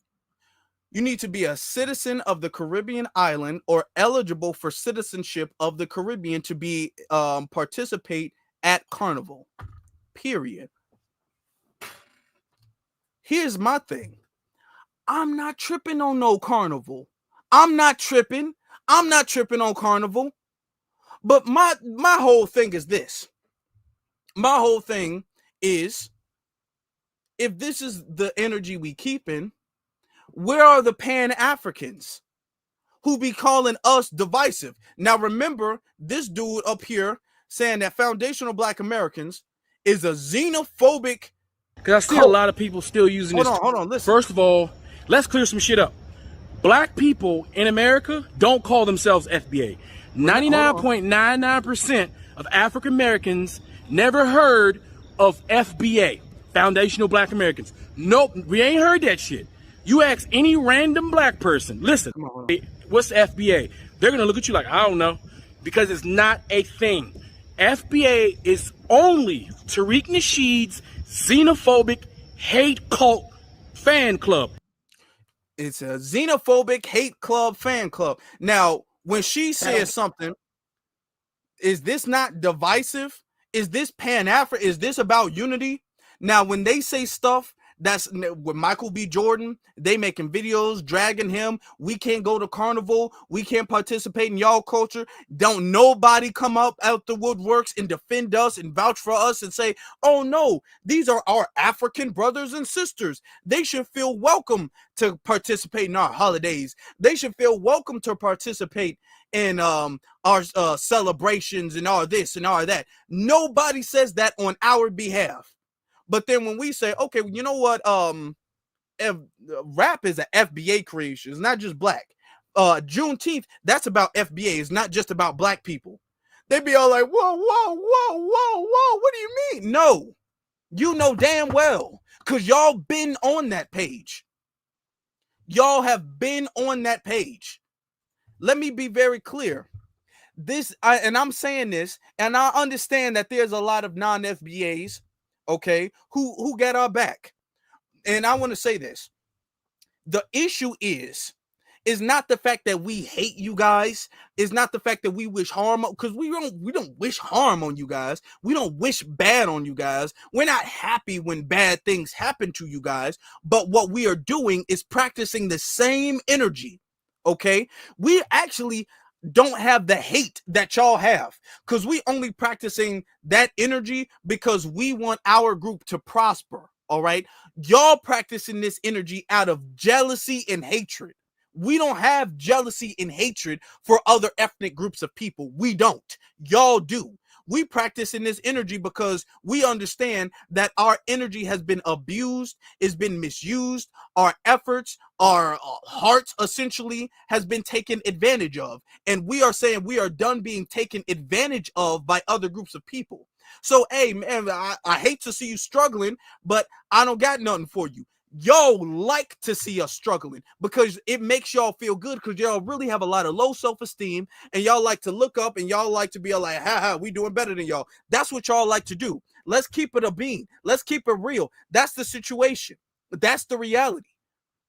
So when we do it, it don't have the same level of vitriol and spite to it that you guys do when you guys do it. And for the non-FBAs who are not like this, all right, the issue is, because I know a lot of y'all catch a lot of flack and a lot of y'all be all like, hey, man, I'm not like that. I don't really like to do that. Here's the problem. When we call out the need to delineate, a lot, let's be honest, let's be very honest, a lot of y'all be playing dumb. Y'all be playing dumb. A lot of y'all be sitting up there acting like, I don't understand why we did boo-wop. I don't understand why y'all being so divisive. I don't understand that. No. You know, let me give y'all an example. Kid Gravity. If y'all don't know who he is, that's another YouTuber. You know, one of the reasons, now Kid Gravity is a Jamaican.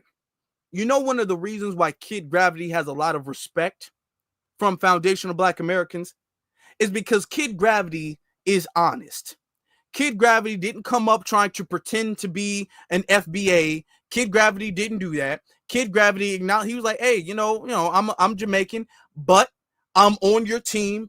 And he's doing stuff to put points on the board. He makes videos about, you know, the politics and all that stuff to assist in our narrative. All right. When we talk about reparations and stuff like that, he doesn't talk about it like, well, I can't get reparations, so I don't want y'all to have it. He's backing our play, which is why he gets a lot of respect, which is why everywhere he goes, you don't see people have an issue with him. I mean, you got like conservatives and Sambos and stuff, but in the community, in the grassroots, you don't see people have an issue with him. We don't have issues with people just because they're not from America. We got issues with people when they're not on the team, because when they're not on the team, they're against the team. That's just the way it is. You are on the team or you against the team. That's what it is. And when they're not on the team and they go against the team, they become a very bad obstacle because they use their Blackness to assist in going against the grain, like Candace Owens, okay, or like all of these other bootlicks and Sambos, like Candace, like Kamala, like Obama. Come on now, this is why we got an issue. This is why delineation is so problematic. This doesn't mean to say that we're not saying this to say that foundational Black Americans, we don't have Sambos in our community. We've always had that, okay? Let me see if I can find this clip real quick. Remember when Malcolm X said it? When Malcolm X was talking about the house nigga and the field nigga. Hold on. I want to see let me see. Hopefully I have it. Oh, look, I do have it. Oh, hold on. I got to get rid of some of these. I got a whole bunch of clips up here. Remember when Malcolm X was talking about, and this was all the way back in the 60s, when Malcolm X was talking about the house niggas and the field niggas. And he was talking, what he was referring to is Sambos in our community. This is way before a whole bunch of immigrants started even coming over here. So we have all foundational Black American icon and we have always recognized that we have sellouts in our community. Look at this. More than the master loved himself. They would give their life to save their master's house quicker than the master would. The house Negro, if the master said, we got a good house here, the house Negro say, yeah, we got a good house here. Whenever the master said we, he said we. That's how you can tell a house Negro. If the master's house caught on fire, the house Negro would fight harder to put the blaze out than the master would. If the master got sick, the house Negro would say, what's the matter, boss? Now people trolling in the chat room. Malcolm X we sick. We sick.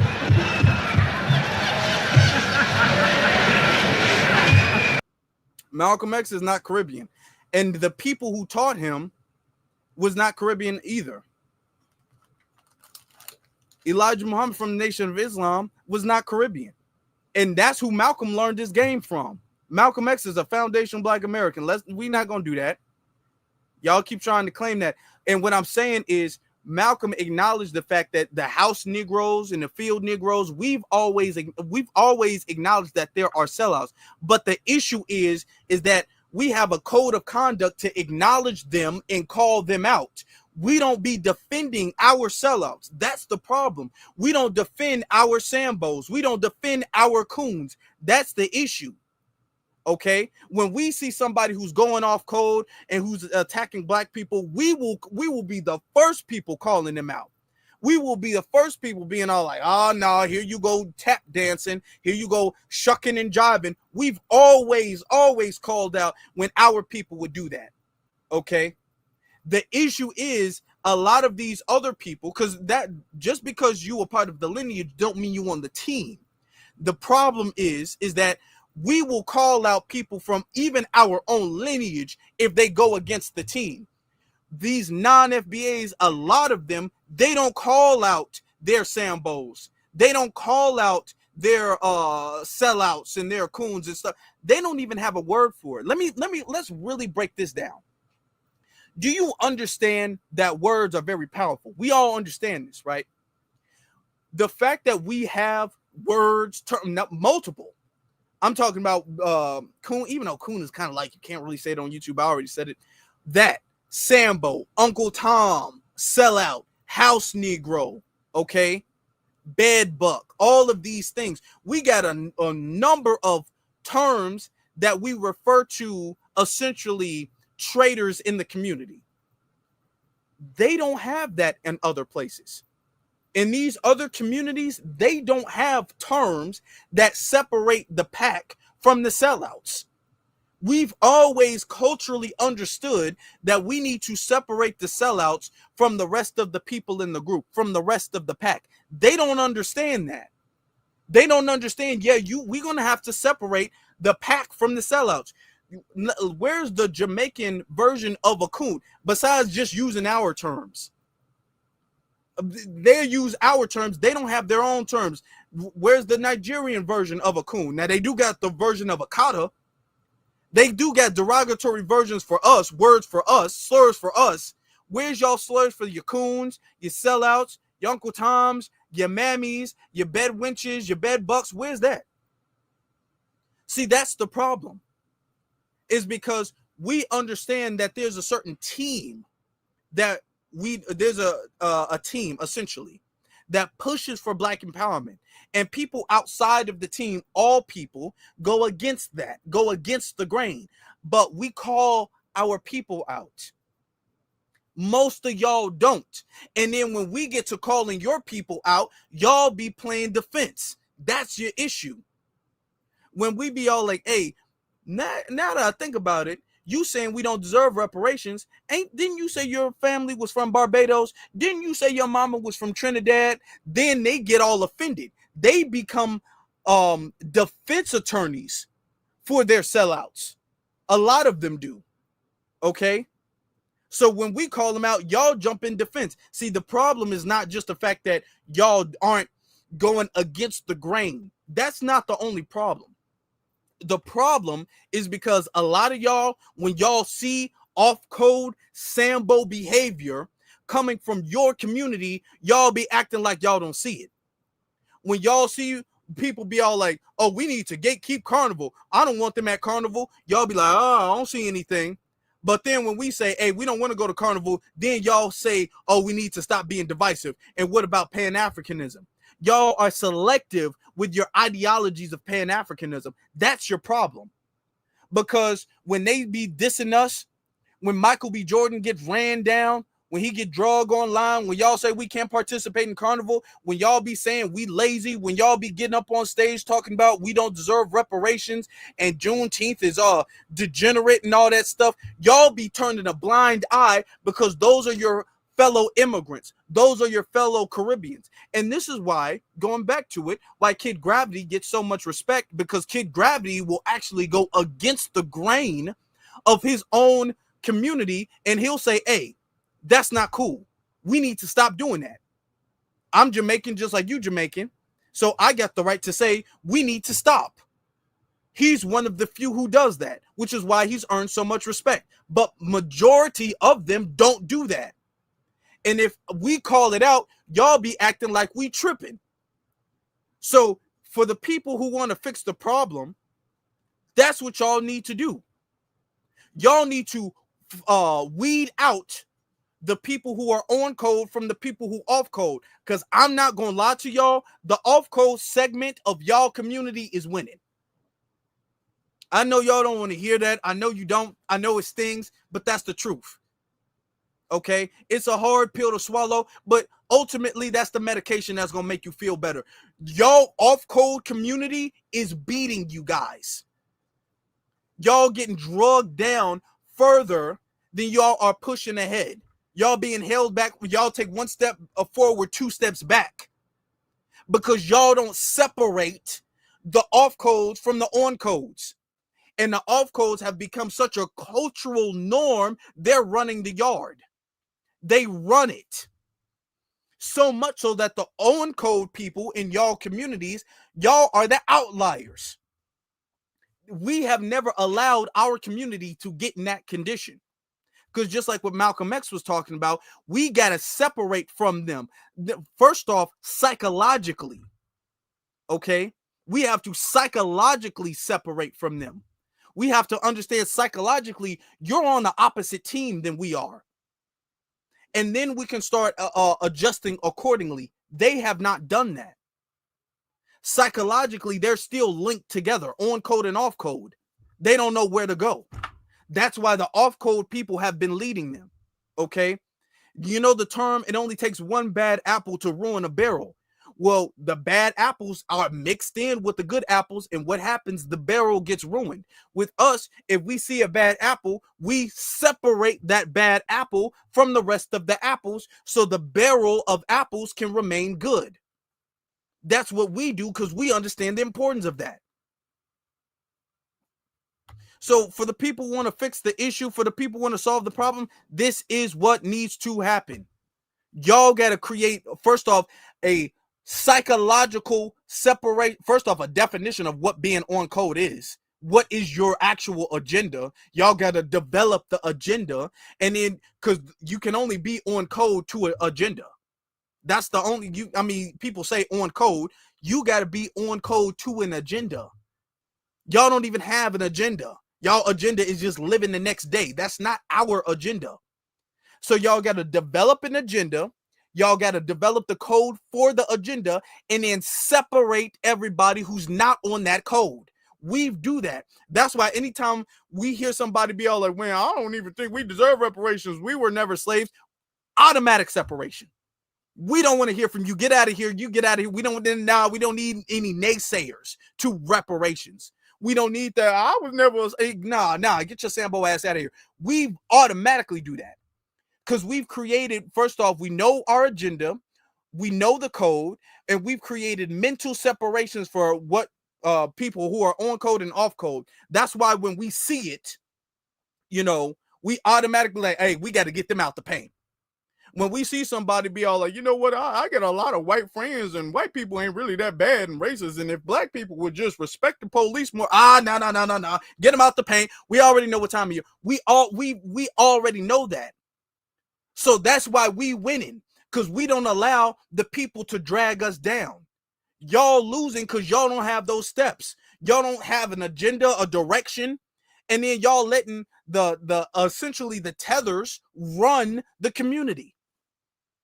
There's a few solid, great people. There's people, non-FBA people who've been following, who are actually some of the first subscribers I've had. They've been following for years. They've been supporting for years. Some of them are in the chat room, been in the chat room all the time. Not gonna say your name, not gonna call you out. They've been in here all of the time supporting, and I don't treat them any different than anybody else. I have the same amount of respect for them I have with everybody else. All right.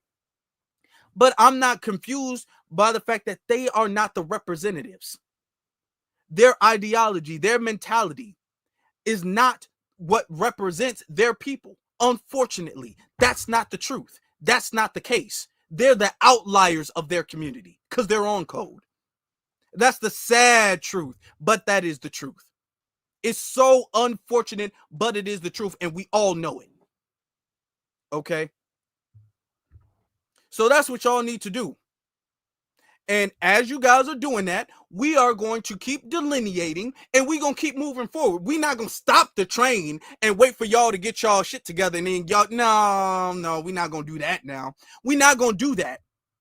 Oh, we're going to keep going forward. We're going to keep going forward. If y'all get it together, cool. If you don't, cool. We good. We're good either way. We're going to be straight either damn way. We're going to be fine. Okay? All this dead weight that's off our shoulders, that's good. Because let me tell you something. Whether y'all was on code or off code, delineation was an inevitability regardless. Delineation was necessary regardless. Whether we was the best of friends, whether we had the black and brown, black and Jamaican, black and all of it, whether we had this connection with Pan-Africanism, delineation was always needed. It was always necessary.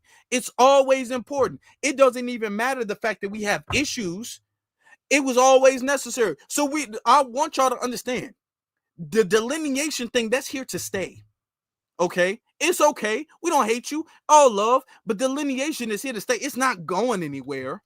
We never going to go back to being everybody is all African. That's never going to happen.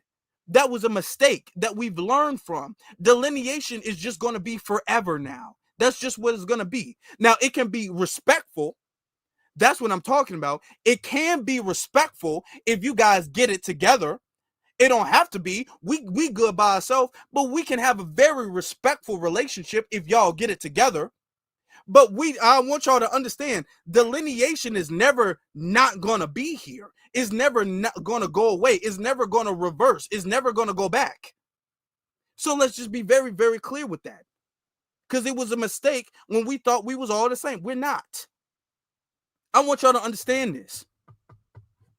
Now, saying that, as far as delineating, and when I say delineating, I'm also talking about the fact that we are delineating from the words people of color. We are delineating from the words minority. We are delineating from all of these things. All right.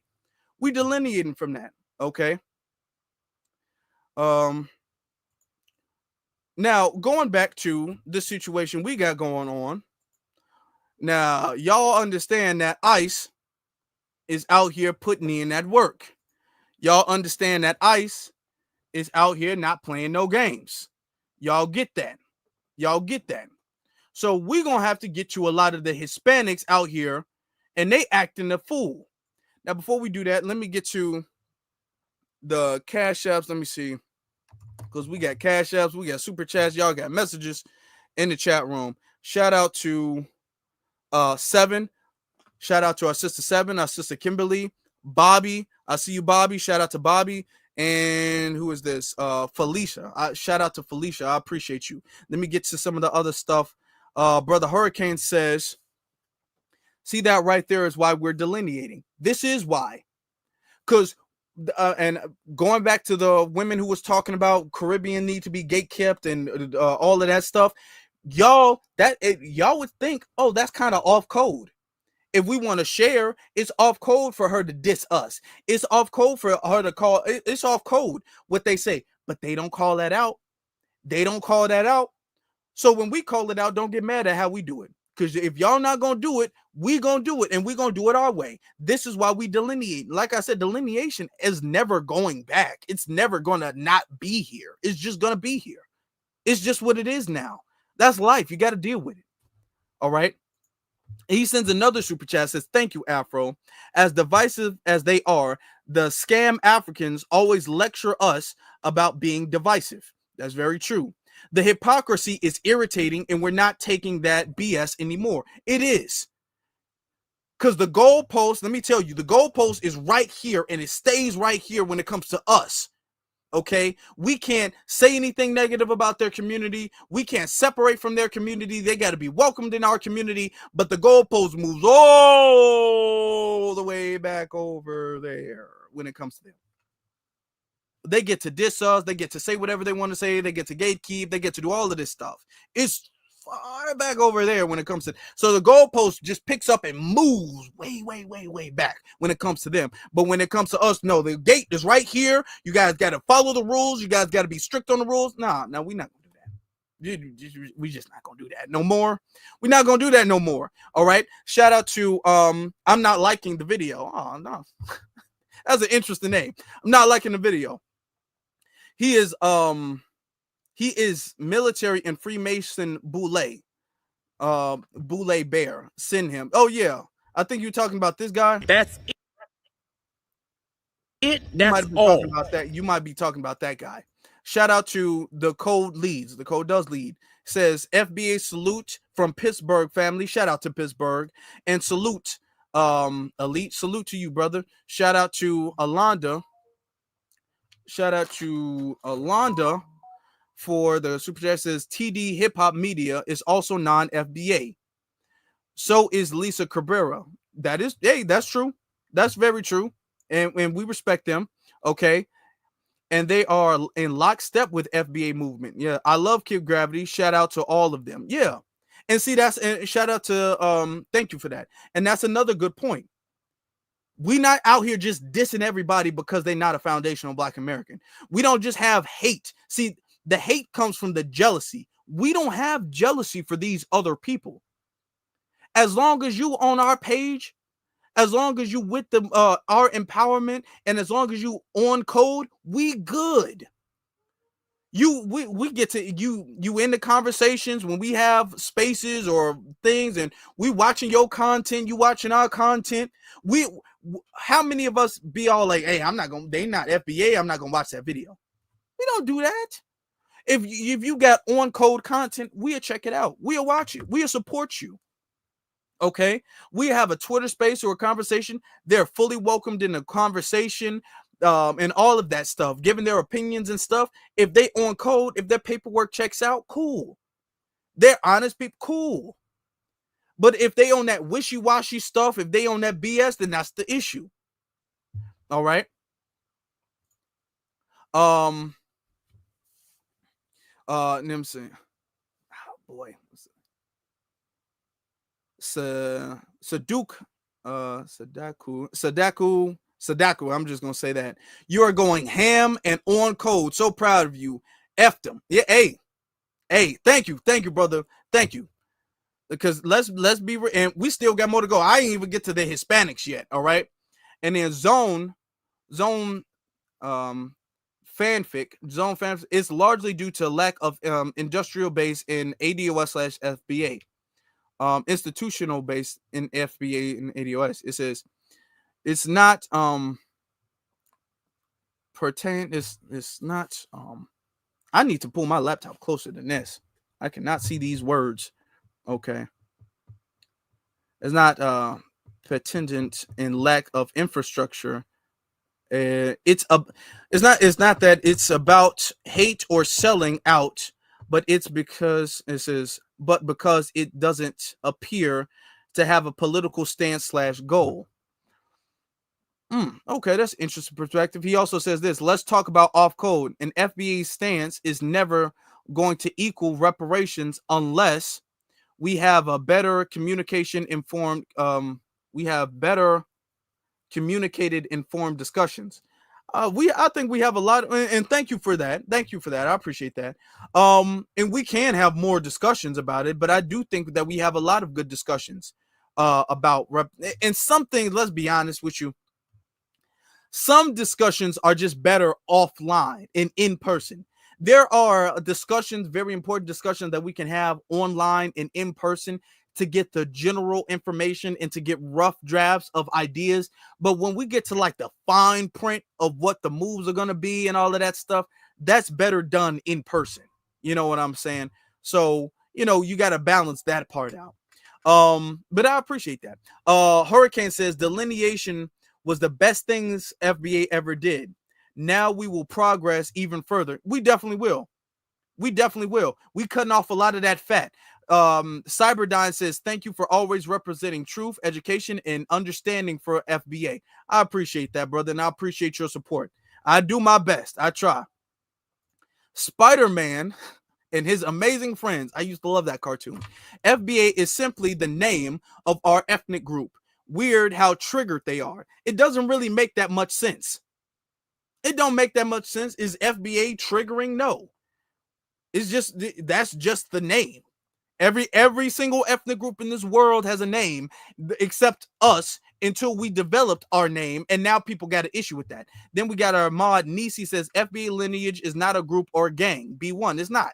It's not something you can get kicked out of. It's not something you can get put into. You got to qualify for. There's no leader, no commander, no general, no nothing. Okay, there's no rank to FBA or anything like that. All right. Now, remember this, because I got to get to these Hispanics now. All right. Now, I got to get to the Hispanics. Remember this video I posted, and it's gone super viral online. Remember this? Seen a lot of videos of black people making fun of Mexicans for what's happening right now with Mexican people. I have also seen black people make videos talking about Mexicans.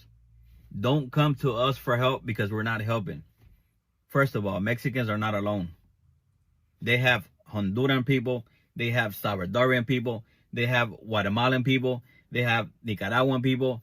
And a whole bunch of other countries that are willing to join forces with the Mexican people. Black people. What makes you think that Mexicans are going to come running to y'all for help? What for? Now, as he's saying that, I just want to keep this reminder up. And I was talking about this the other day. They've been asking for help. Don't be confused. They've been asking for help a lot. It's not like we just sitting up here making fun of them and like, ha, y'all getting deported. They've been all like, oh, you gonna help me. And we like, nah, we cool. Y'all get it. So they've been asking for help. Don't let them lie. Y'all black people can't even help yourselves. That's wild. Mexican people are hardworking people. Mexican people stick together. They make it work. That's the total opposite of a black person. You want to call me racist? Go right ahead. I'm just keeping it real. Like I said, Mexican people are not alone. They have all of us. What makes you think that a Mexican will say, oh, okay, well, we have the blacks. Let's go to them. Come on now. Y'all don't even trust each other. What makes you think that a Mexican will trust you if you don't even trust your brother? Get your popcorn ready and watch how Mexicans make this work. Okay. My popcorn's getting cold because I've been trying to wait and watch how Mexicans make this work, and they ain't been making shit work. They ain't been making it work. Now, he's had some response videos because some people was all like, hey, it's the white folks who deported y'all, and yet all of the anger is towards black people. Y'all, you got a lot of anger towards black people specifically, and you don't got no anger to anybody else but black folk. And this is what he had to say. This comment, and at the end of the video, tell me what you think. I guess you haven't seen all the white people saying they glad this is happening. You can't possibly miss them. If you're gonna call people out, do it across the board. Well, see, now the thing is, they don't want to call out white people. They don't want to call out white people. Thing is, that's expected from racist white people. But when it comes to us minorities, black people and Hispanics, making fun of our families being broken up, that hurts. If you've been around Hispanic people, you will know that we are very family oriented. We're not all perfect. We're not better than black people, but we are very family oriented. We are like this with our family. You fuck with our family, it's on. And I talk for a lot of Hispanic people. We don't tolerate that shit. You can call me fat, you can call me short, whatever the fuck you want to call me. Just don't fuck with my kids. Black people and Hispanic people, we have similar struggles. They're not 100% the same. So when a white person comes over here and laughs at me and says all this shit, I expect that from white racist people. Not all, because I know not all white people are racist. But when you guys, black people, laugh at our families being broken up, that shit pisses me off. Bro, okay. Dude. First off, let's be very clear. Black people are not making fun of families being broken. The foundational black Americans aren't making fun of families being broken up. Okay? What we're saying is that we're not going to fight and protest and crusade on your behalf. That's what we're saying. We're saying we're not involved, because when the deportations really started to begin, y'all was all like, hey, y'all next. They kept saying we next. They kept being the whole we next. And we were saying, hey, we not next. What are you talking about? We next. Or is they coming for us too? That's not what we own. Y'all got this. So the whole the narrative of I'm only doing like this because y'all making fun of families getting broken up. That's not what we was doing. That's not what was happening. We were saying we gonna mind our business. That's what we were saying. We were saying don't come and ask us for help. So the whole, oh, well, the family's getting broken up, and as minorities, see, this is why it's very important to delineate, y'all. This is why it's very important that we don't use that type of phrases anymore. This is why the whole minorities, people of color, black and brown, we have culturally divorced ourselves from those terms. We don't do that no more, because as minorities, we got to stick together. Oh, no, you just called us out. You said we untrustworthy. Why would a Mexican even trust us? Why would a Mexican work with us? Why would a Mexican do that? We got this on ourselves. I noticed you ain't keep that energy. You didn't have that energy before. When you was making a video, you was all your chest was out. You was all big and bad and mad and all that stuff. Now you no. Somebody else asked him another very good question, right? They said, if Mexicans stick together, let's go back, let's rewind. Okay, let's revise. Let's revise here. Come on now. Y'all don't even trust each other. What makes you think that a Mexican will trust you if you don't? If that's the case, why are you even thinking about black people? What makes you think that a Mexican would, if we so untrustworthy, why do you care that we not working with you? Even trust your brother. Get your popcorn ready and watch how Mexicans make this work. Get your popcorn ready and watch how Mexicans make this work. Okay, all right. So then he makes this.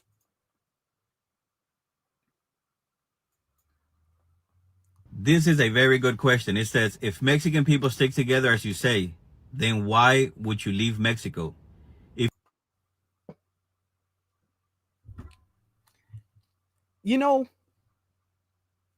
I asked that question. I don't want to say they got it from me, but when I first saw it, I was like, Mexicans really do well at sticking together outside of Mexico. It's just like, I don't know what it is about Mexico that makes you so divided, and then when y'all leave Mexico, y'all get united. Okay, very good question. And watch how he answers this. Y'all gonna laugh. Watch how he answers this. I gotta take it back. Listen to it again. This is a very good question. It says, if Mexican people stick together, as you say, then why would you leave Mexico?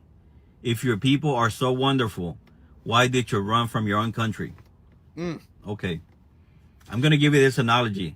And after you watch the whole video, hopefully you understand. If not, comment. You know how a lot of black people leave the hood for the suburbs? Have you seen that? Or maybe you're one of them? Why do you think black people do that? They say, bye, hood. Go to the suburbs next to the evil white people. I'm going to give you 2 reasons. Better environment. So he is comparing. Oh, I'm talking about he's dislocated his arm with this reach. He is dislocated. He is reaching like Mr. Fantastic in the Fantastic Four. He is saying that fleeing your country and going to another country illegally is the same as leaving the hood. Okay. Wow. Okay. Environment. Now let's let him explain what he means by that. To the evil white people. And of course he was going to compare it to us. I'm going to give you 2 reasons. Better environment. Better school system for your children. That could be 2. And if we keep looking for more reasons, we will find a million of them. And then you say, why do we run from our country? I'm going to tell you why. In my country, sometimes we have no running water. Sometimes we have no electricity. Sometimes we have no food to eat, no work. Our government in my country is corrupt. I've seen a lot of videos of black people saying, oh, no more food stamps, no more EBT card, no more Section 8. See, to a lot of black people, not having food stamps, not having Medicaid, not having Section 8, that is a struggle to a lot of black people. When we Hispanics come into this country, we are like, what? Food stamps? Section 8? Medicaid? The water never runs out? The power never goes out? We're not worried about, oh, not having food stamps, not having EBT, no Section 8. We're not worried about all that. We're here to work. We don't bother nobody. Hopefully you get it after you watch this video. And if you don't, please replay it. Okay. Y'all heard what he just said. This man said, first off, let's break this down.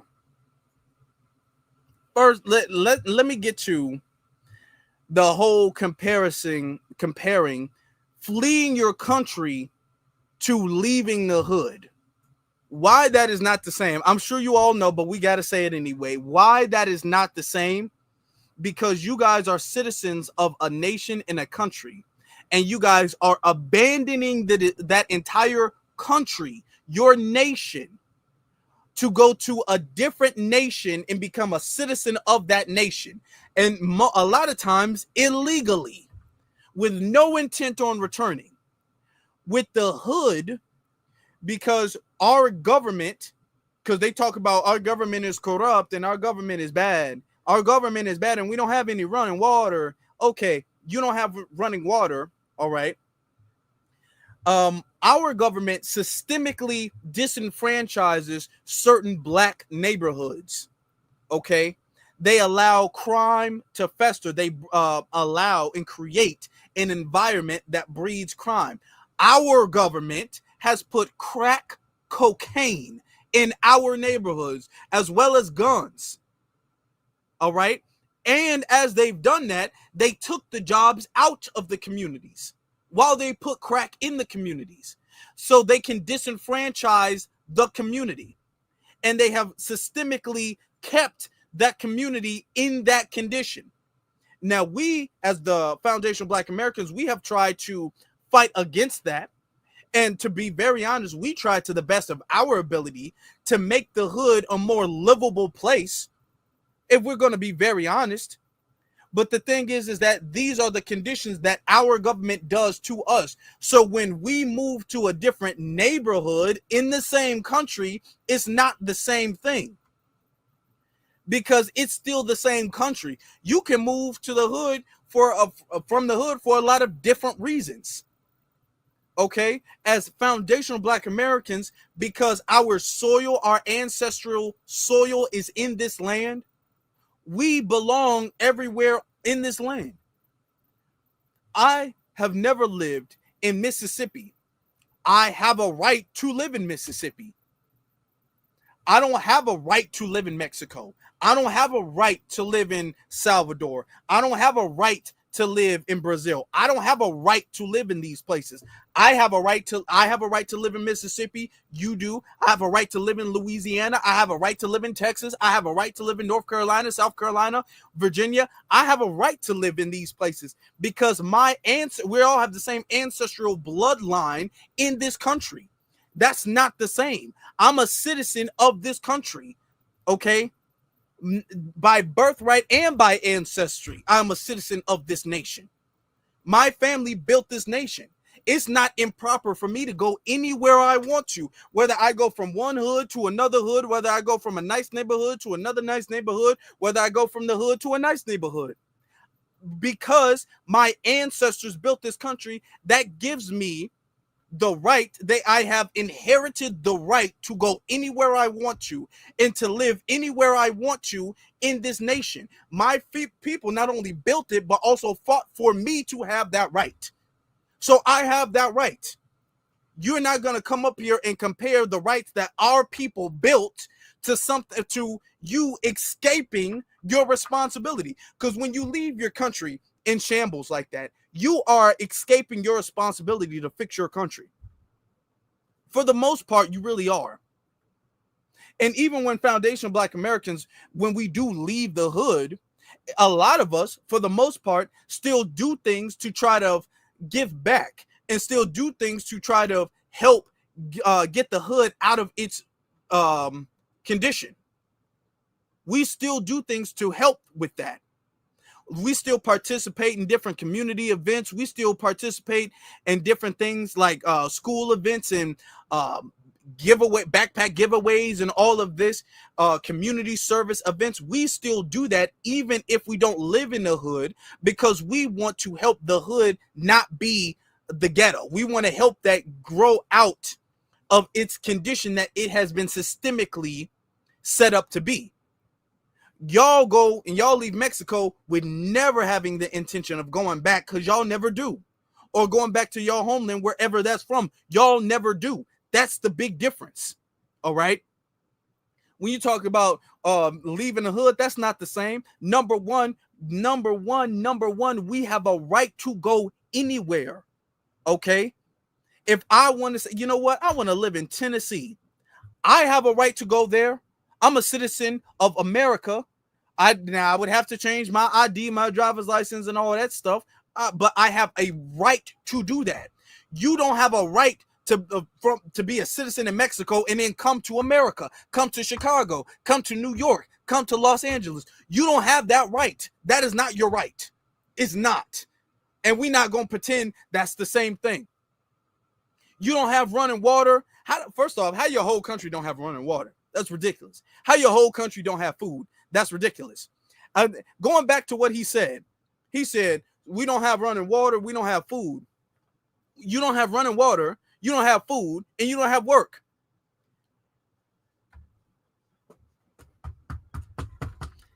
Maybe you guys can have jobs working to get food and running water.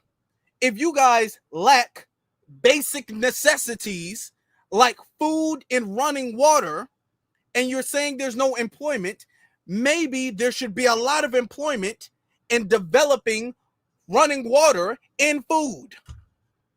If y'all don't have running water, a whole bunch of y'all should be signing up so y'all can get your plumber's license and y'all can develop running water all throughout the country. All right? If there's no food, which I don't know how that is, if there's no food, maybe y'all should be farming there. Maybe y'all should be working the farm and growing food or fishing or whatever the case is. Maybe that's what you guys should be doing, developing food and resources. Y'all say there's no work. Seems to me like there's a whole lot of work to be done, if we're going to be honest. We don't have any work to do. You just left because you said there was a lot of work to do. What are you talking about? We don't have any running water and there's no work. You don't think about working on the running water? You don't think about working on the food?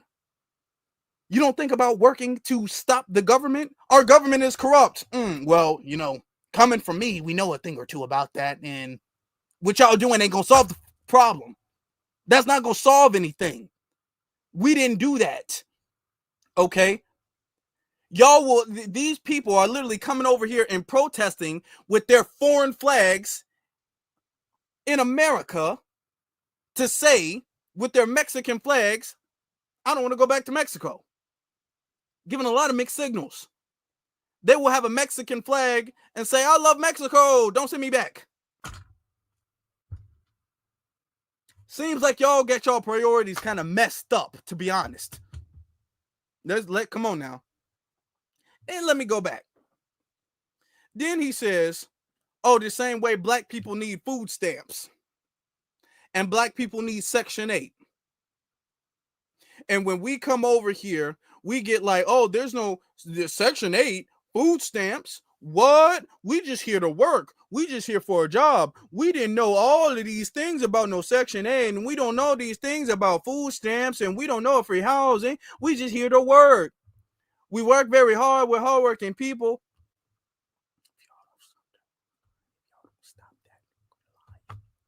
You are liars. And y'all pathetic liars too. Y'all come over and y'all get where's the Dreamer program? We're not going to act like there was no Dreamer program. We're not going to act like there's no programs and set-asides and benefits that y'all know ahead of time Y'all know how to apply to the government programs and the government initiatives and all of this stuff before y'all even come here. Otherwise, y'all wouldn't have came here. Y'all know how to apply. That's the first thing y'all be doing. You're like, hello, you say you have food stamps? That's what y'all be the second y'all get here. The whole food stamps, we don't know about that. Yes, you do. Yes, you do. We got Dreamer program, immigrant program, the fleeing your country program. We got all of these little initiatives and stuff like that y'all be benefiting from. Chicago's in debt. New York is in debt, taking care of y'all broke ass. Y'all get debit cards and thousands of dollars in food stamps, and y'all be food stamp. We don't have no food stamps. Yes, you do. Yes, you do. Yeah, and y'all get that stuff way more than we do. When y'all talking about some working hard, take your hard working ass home, because there's a lot of work you need to do home. If y'all used to working hard, y'all not used to food stamps, y'all should be good back home. See, even when he trying to explain why he fleeing Mexico, he's still dissing us. He's still dissing us. This is why we are not helping them. Talking about some welfare. Let me see if I have a clip right here. Hold on. Let me see that. Hold on. Let me see. Hold on. That's a whole lot of stuff. Let me see. What's going on? Oh, hold on. Let me see. Oh, look at this. Hold on. Look at this. Look at this. Look at this, y'all. Look at this. Today, as for the people who was blaming us for food stamps, look at this. City Hall, as older people weighed a $51 million plan to help care for migrants sent to Chicago from Texas. The measure passed City Council 34-13, but the vote came after an intense care for migrants sent to Chicago from Texas. The measure passed City Council $34 million plan to help care. Older people weighed a $51 million plan. Older people weighed a $51 million plan. Older people weighed a $51 million plan to help. A $51 million plan to help who? Help care for migrants sent to Chicago from Texas. Oh, a $51 million plan to help migrants sent from Texas to Chicago. Oh, okay. And y'all don't know nothing about no benefits. Y'all don't know nothing about no welfare. Y'all don't know nothing about no government assistance. Oh, that's interesting. Oh, okay. The measure passed City Council 34-13, but the vote came after an intense 90-minute debate that saw tension between Black and Latino Chicagoans. WTTW News reporter Heather Sharon joins us outside City Hall now with more. Heather, what will the city use this $51 million? Or at least temporary shelters. Okay. Okay. But they don't know nothing about no food stamps. They don't know nothing about no government housing. They don't know nothing about no Section 8. And you got Chicago, and it was a big debate. Okay. It was a huge debate. The $51 million, okay, that went specifically to their community. It wasn't no black, and that's why delineation is important, because like I was saying earlier in this live, when it comes to a pie, we got to share our pie. They get their own pie. It's not a $51 million thing for black and brown. It's not $51 million for people of color. It's not $51 million for disenfranchised communities. It's not $51 million for urban communities. It's not $51 million for that. It's $51 million for them specifically. Didn't Roland Martin say that they couldn't do no law specifically for one group of people? That seemed very ironic, don't it? It seems like that only applies to us, that only certain things can be done for one group of people, that it can't be done for one group of people. It seems like that only applies to us. They sit up there talking about some $51 million. Do you know how much $51 million could have helped a lot of black people in Chicago, but it went specifically to them? Yeah, they need to go. Y'all need to go. And I'm not going to apologize for that. That could have been used in a lot of ways to help black people. And I'm not going to apologize for the fact that our money has been abused by you guys. I'm not going to apologize for that. And I don't feel sorry. I really don't. I'm telling y'all, they are upset. I saw this. So now this is the new narrative. Okay. This one lady, we were talking about, but why isn't black community standing up for us like Latinos did for BLM. They're saying like Latinos did for Black Lives Matter. Oh, okay. And I'm telling you, this is a narrative that a lot of people saying. A lot of people, brothers and sisters, are saying that we owe the Latino community something. They believe that. They believe that we owe the Latino community something. Okay, look at this. Oh, how many people from the Black community are telling me to go back to Mexico, telling Mexicans to go back to Mexico because we're illegal and it's a crime. It was also a crime when your ancestors went to Mexico, when they were escaping the white people and Mexico helped them. A lot of Mexicans got killed for that. They helped them. They help your people. We didn't oppress you guys. To be honest, that story is so taken out of context. There was blacks already in Mexico. Okay. Let's be real. There was already blacks in Mexico. A lot of black people went to Mexico because Mexico asked for black support. They asked for maroons and all that stuff. And a lot of Mexicans did oppress black people. Mexican people, there are black people oppressed in Mexico today. So we didn't oppress you. We didn't oppress you. I don't understand. Where did hate come from? Yes, you did. Actually, we're going to be honest. And this is how you guys pay us. In the past, black people needed Mexicans. Right now, Mexicans need you guys. And in the future, you never know because things change. Sometimes maybe the white people are going to need us. Maybe the black people are going to need us. You don't know because God give us things, give us blessings, but he can take them away so fast. So you need to be humble. Oh, we need to be humble because they had our back when we needed them. And now we don't have their back. Okay. And then when somebody was all like, hey, black people have fought for Mexicans. That's why they're even here in the first place. Then this is what she had to say. Oh, she doubled down. She doubled down. You know what? I never seen a black person fighting for us. I actually saw so many Mexicans fighting for the Black Lives Matter. It was all full of Mexicans everywhere. Like they were walking and they were getting so mad. Like I feel that they were getting more mad than black people. I seen that everywhere. It was crazy. All these Mexican people outside fighting for black people. I seen that a lot. But I have never seen black people fighting for Mexicans. And right now with the comments saying that they want no Mexicans out of the country, that's kind of suspicious. It's suspicious. Black people have never fought for the Mexican people. Okay.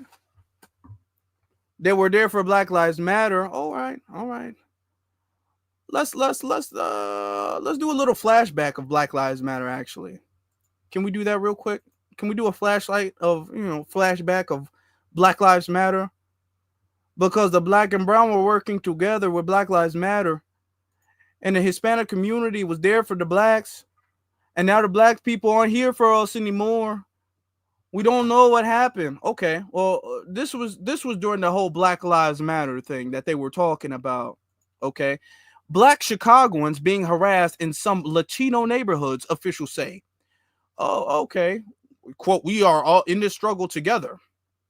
Okay, these are videos of Latinos beating black people with baseball bats and attacking black people's cars and all of this stuff in the Hispanic neighborhood. This was during the Black Lives Matter. This was during the Black Lives Matter when the Latinos and the blacks were working together, when they were out here for us, but we weren't out there for them. And they were beating us up with the bats and things. Okay. Latino leaders call for unity after black Chicagoans been harassed and had bricks thrown at their cars in some Latino neighborhoods. And I want y'all to understand the bricks that were thrown at cars. There was 2 women. One of them were pregnant. Okay. Black women. It was 2 black women in a car, and one of them was pregnant. And they were just driving through the neighborhood. They didn't stop. They didn't, say anything to anybody. They were driving through the neighborhood and their car just got randomly attacked. People started throwing bricks out the car, broke the windows, started beating the car up with bats. That's what you see in the first thing when they run and chasing after the car, attacking the car. They just start literally attacking two defenseless women for just being around like it was a sundown town. So, and I remember that very clearly. It says, on Sunday afternoon, Little Village neighborhood neighbors called together a protest to protect 26th Street business. And that was the narrative, like, no, we're just trying to protect our business from looters. That was their narrative. It says after people looted shops. No. They were saying that because they were trying to make it seem like it wasn't a racial issue, but it was a racial issue. It was a full racial issue. They kept saying, no, we want to just protect our stores. We just don't want to be looted anymore. It's just the looters. We don't want the looters to come in and mess up the business. And we just want to protect our store. We are family oriented. No, they were indiscriminately just attacking any black people. Okay. And let's be honest, in Little Village, and I've been to Little Village, they don't got it like that. They not no place to be all like, man, let's go to Little Village. We're gonna have a lot of stuff in Little. Nah, what we gonna be looting? Y'all ingredients. They don't got no jewelry stores or nothing like that in there. When you can leave, where you can run in a place and leave with tens of thousands of dollars worth of anything. Okay, but all right, that's what they said. It says Alderman Michael Rodriguez, 22nd, he's the 22nd alderman, said as the night went on, a few Latino men became, quote, antagonistic and were indiscriminately targeting black people driving through the neighborhood. A video posted to Facebook I thought it was okay, because it was multiple instances. 4 black women and a child driving through a Little Village near Kesey Avenue and Samark Road Sunday had their car hit 3 times with bat as men stood in the street. A car was burning in the background. Okay. In another video posted on Twitter, Latino men stood on the corner of Kesey and Samark, some with baseball bats throwing items at cars as they drove by. Those items included bricks, Rodriguez said. A car was burning and other drivers attempted to dodge items launched in their direction. Okay. Just remember that. This is the Black Lives Matter. This is when they were helping us with the Black Lives Matter thing. Okay. So when they bring up Black Lives Matter and when they bring up how much they were helping us and how much we needed them, just remember this is the type of time they were on. This is the type of energy they were on. And it's not one cases. It's a few cases. And they were all like just randomly, indiscriminately attacking black people. Mainly women. Okay. Now, remember this when we were trying to fight for our rights in City Hall. Remember this. Remember this clip.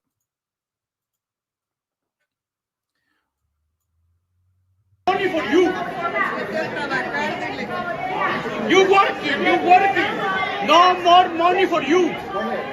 Bye-bye. Go back across the No more money for you. It's lazy. You lazy. You lazy. No more money for you. You working. Okay. Remember that? Oh, we're lazy. No more money for you. You don't get no more money. You're lazy. You go work. Okay. And this is the Black and Brown coalition that we owe them. This is the energy that we've been getting for years, and now we owe them. Now they're all like, where's black people? We were here for Black Lives Matter, and now that it's time for us to get some help, they don't want to show up. They want to make fun of us, and they want to talk about our families and our families being separated. No, No, because this is the energy y'all been on for years. You lazy. You no more money for you. Okay. Okay. No more money for us. Well, you know what, sir? No more America for you. How about that? How about that? They say no more money for you. Okay, well, no more America for you. That's fine. If we don't get money, y'all don't get America. That's cool. That's cool. How about that? Now remember, this is what Miss Jackson had to say about it. To know who they talking to. Come in this country. Lazy is crossing the border, begging for money. Oh! Lazy is sitting up here acting like you're an asylum seeker when the only thing you're doing is running to another country, standing on the plight of black people, using our laws, using our plight, using our issues to get ahead. That's lazy. Lazy is sitting up here breaking into abandoned buildings to live in. Yep. Why you want to call us lazy? And you want to act like we owe you something now.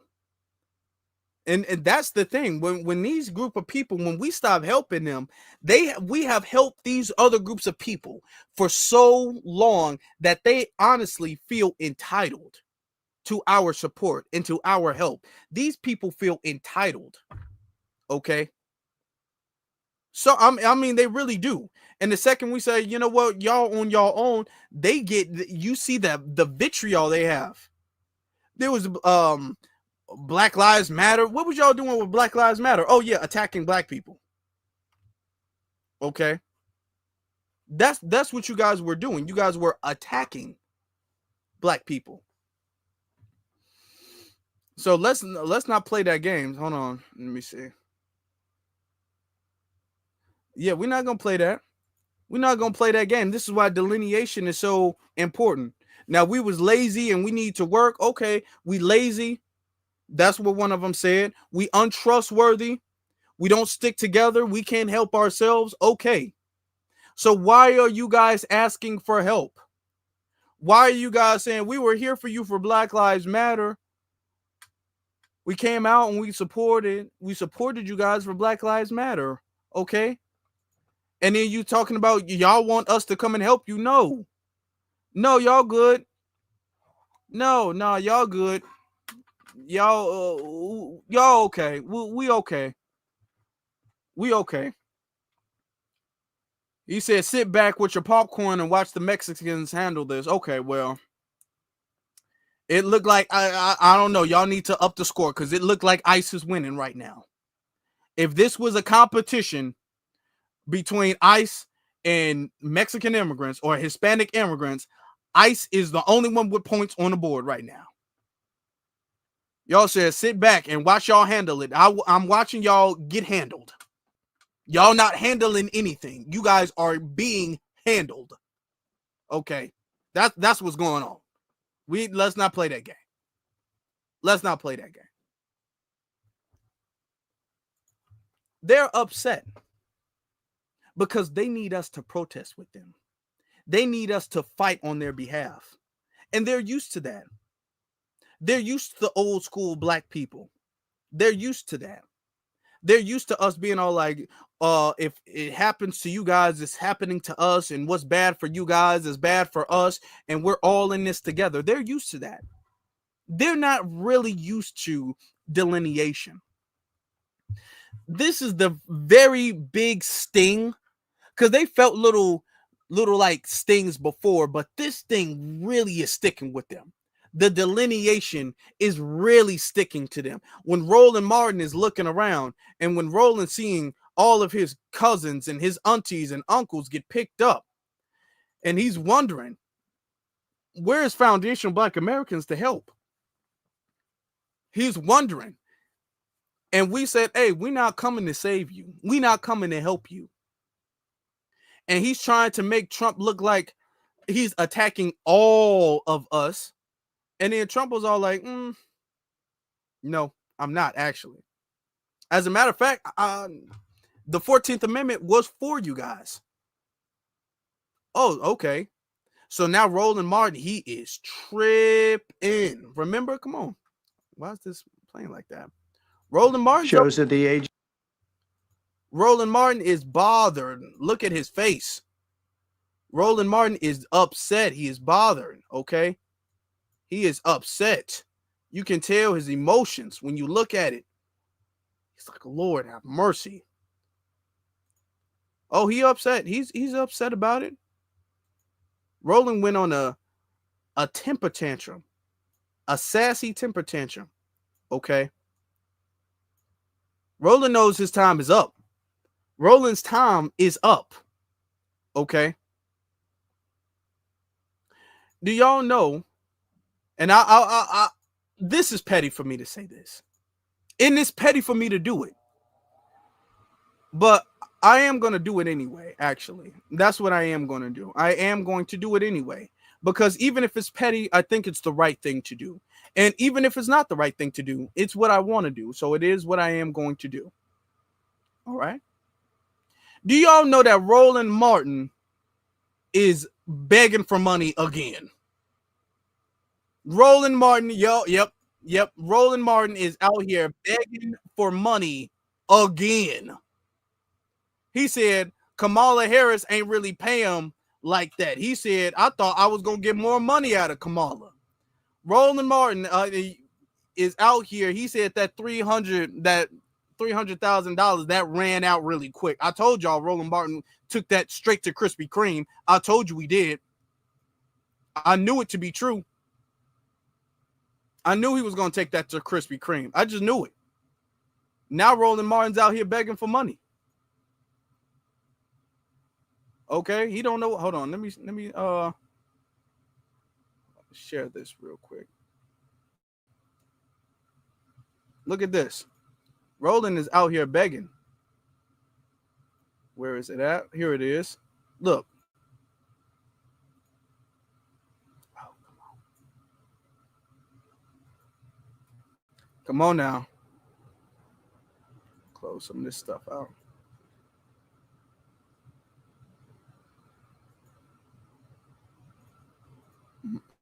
Hold on, just let it load up.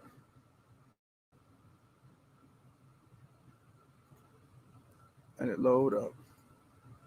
All right. Oh, come on now. Now I don't want to play. All right. Every time I try to play something off YouTube, it never used to do that. Now it act like it don't want to play no more.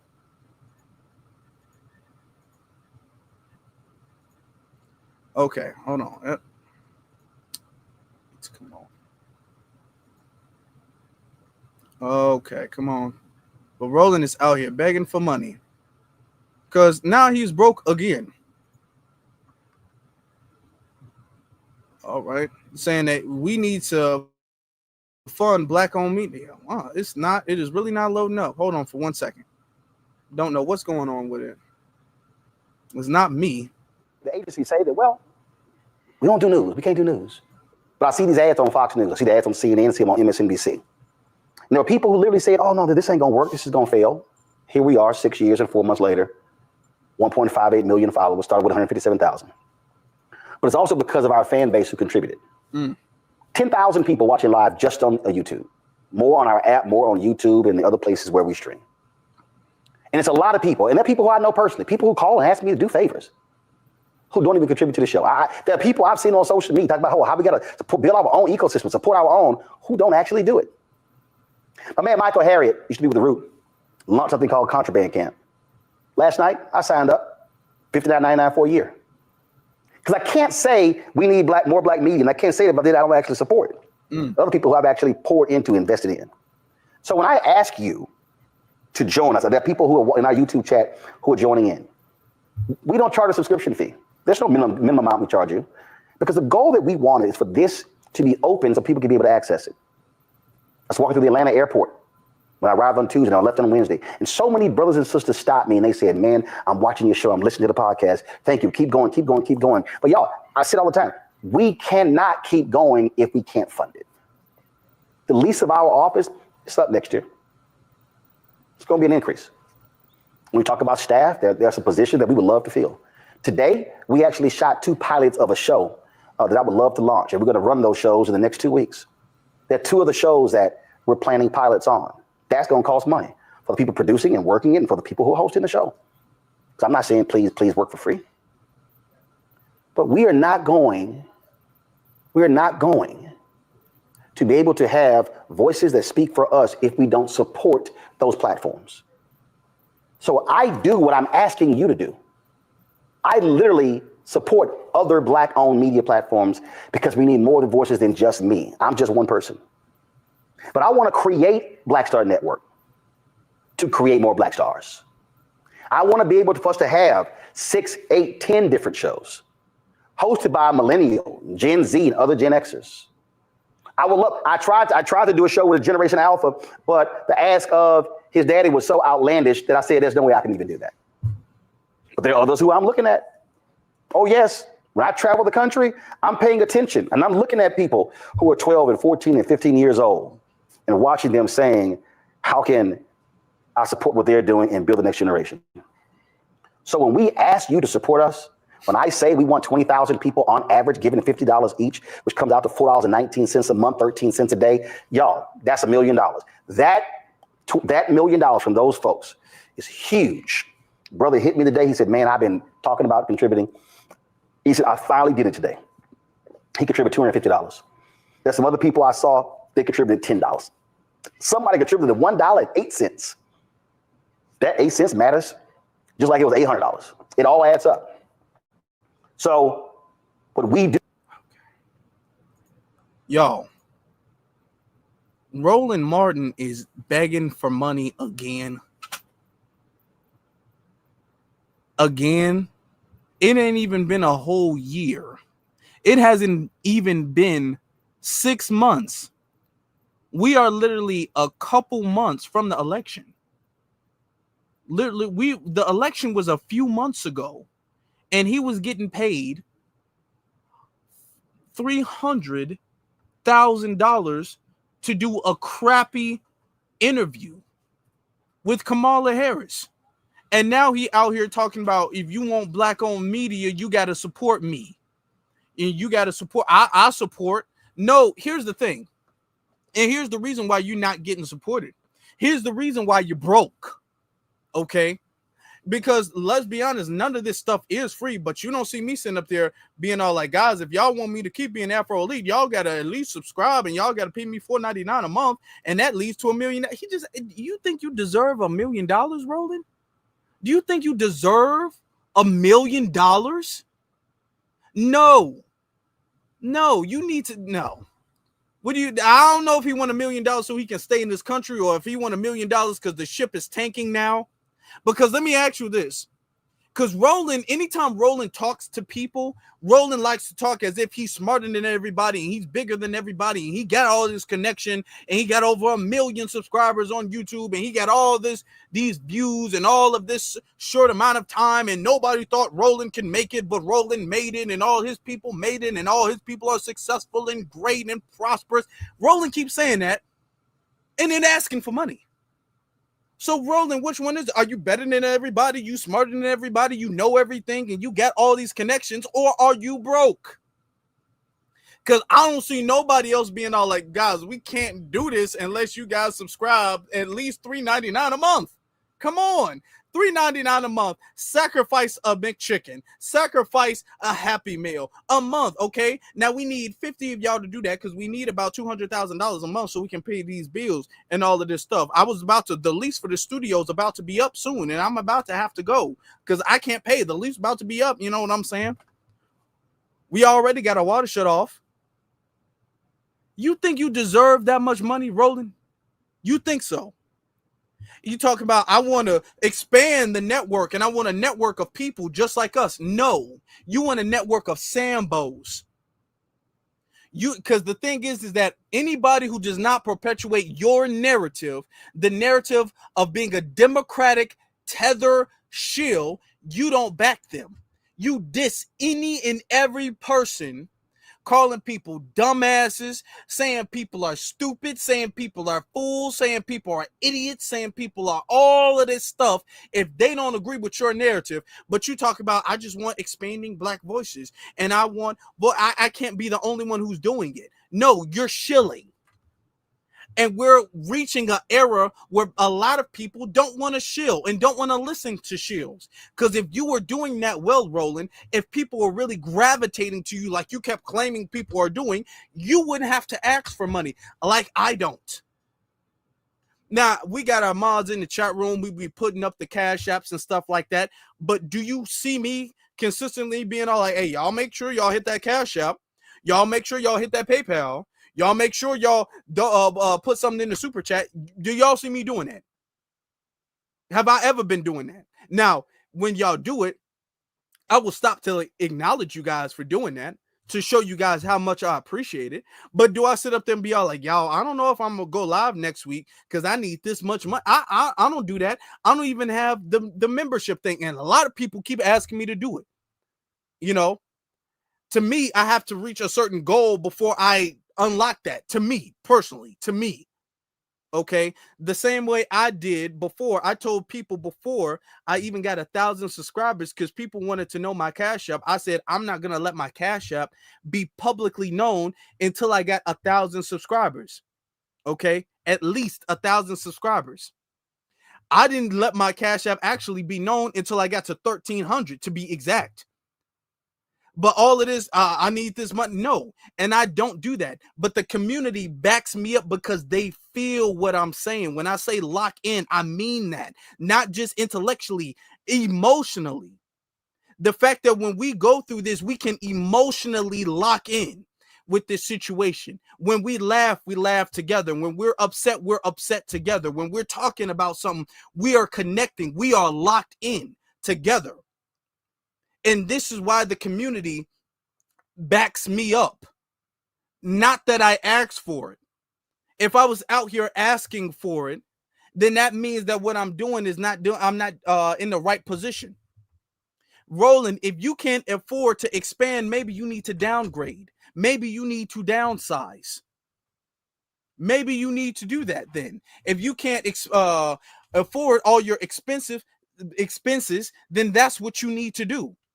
And the reason why you can't afford those things, the reason why you're crowdfunding and stuff like that, the reason why that stuff doesn't work is because the community is not locked in with you. Like you keep saying that they are. You keep saying that people respect you, and everywhere you go, you get stopped and you get praised and you get people congratulating you and thanking you. He keeps saying that, but yet when it comes to people backing him up, nobody's there. Now, I do get stopped sometimes, but I don't ever claim to, man, I'm so popular. People stop me all the time, want to take pictures with me and want to talk to me and all that. I don't be doing that. But Roland does that. But yet when it comes down to the people support, it's not there. And my channel is very, very, very, very small in comparison to his subscriber based. Okay. He got a way bigger platform, and I don't have to ask for it, but he does. That's because we resonate with each other, okay? We're locked in. Roland, his people don't respect him. Roland is not respected. Not from anybody who is not a Democratic shill, which is the only people Roland rolls with, which is the only people who associate themselves with Roland, okay? Are Democratic shills, complete Democratic shills. This is why delineation is so beneficial, because it separates us from the Rolands. Roland, if Roland was doing well, Roland wouldn't be having to ask for this. Roland is asking for this because Roland don't got no money. Roland is asking for this because Roland sees that, now, of course, the election's over with, but Roland sees the numbers are going down. The subscribers aren't tuning in. The respect isn't there, which a lot of people start questioning. And I'm not going to say it's true or untrue. I'm not going to say it's true or untrue. But a lot of people are questioning if some of the numbers are really as authentic as he makes it out to be. Now, once again, let me state this. I'm not saying it's true or untrue. But when you look at his numbers, it's a lot of inconsistencies in there. It's a lot of things that are a lot of like questionable, kind of suspicious, kind of makes you scratch your head a little bit, kind of makes you raise an eyebrow a little bit. The fact that, Roland, you are consistently bragging about how much bigger you are and how well known you are and how many connections you have, showing I got almost 2 million people and I got these million people and I got these many people watching and I got these many people listening, but you don't got that support. You don't got half of the support you be claiming you have. It's making people question the authenticity of the numbers that you give, Roland. But I'm not here to make any accusations. I'm just here to say what the people feeling. I'm just saying what the people feel. And that's what the people feel. All right. It's up. It's over for him. It's over. This is why delineation is making them so mad, because they need us to save him. And we all like, no, Roland Martin is a tether. We're not going to save tethers. We don't save tethers here. We don't rock with tethers. And now Roland Martin is sitting up there begging for money because he needs us to be on his page. He needs our community to be locked in with him. But we've separated ourselves. We've delineated. With the Hispanics, they're mad because we've delineated. The tethers, they're mad. We've delineated. Roland, ask the Haitian community to back you up, the ones that are still here. Ask the Jamaicans. Ask the other Caribbeans to back you up. You don't like FBA. Remember that. You don't like us. So don't ask for our help. Ask the Caribbeans and all that to back you up and to sponsor you and to subsidize your channel. Ask them to do that. Ask your fellow Caribbean brothers and sisters from the diaspora to help you out, Roland, before they get deported. The ones that are still here. You vouch for immigrants more than you vouch for us, so ask your fellow immigrants to help you. Where's your white liberals at? You vouch for them more than you vouch for us. Where are they at? Ask for their help. Don't come and ask for us. Don't ask us for our help. Ask them for their help. But he's not going to do that. Because let's be honest, as it stands right now, we put the points on the board.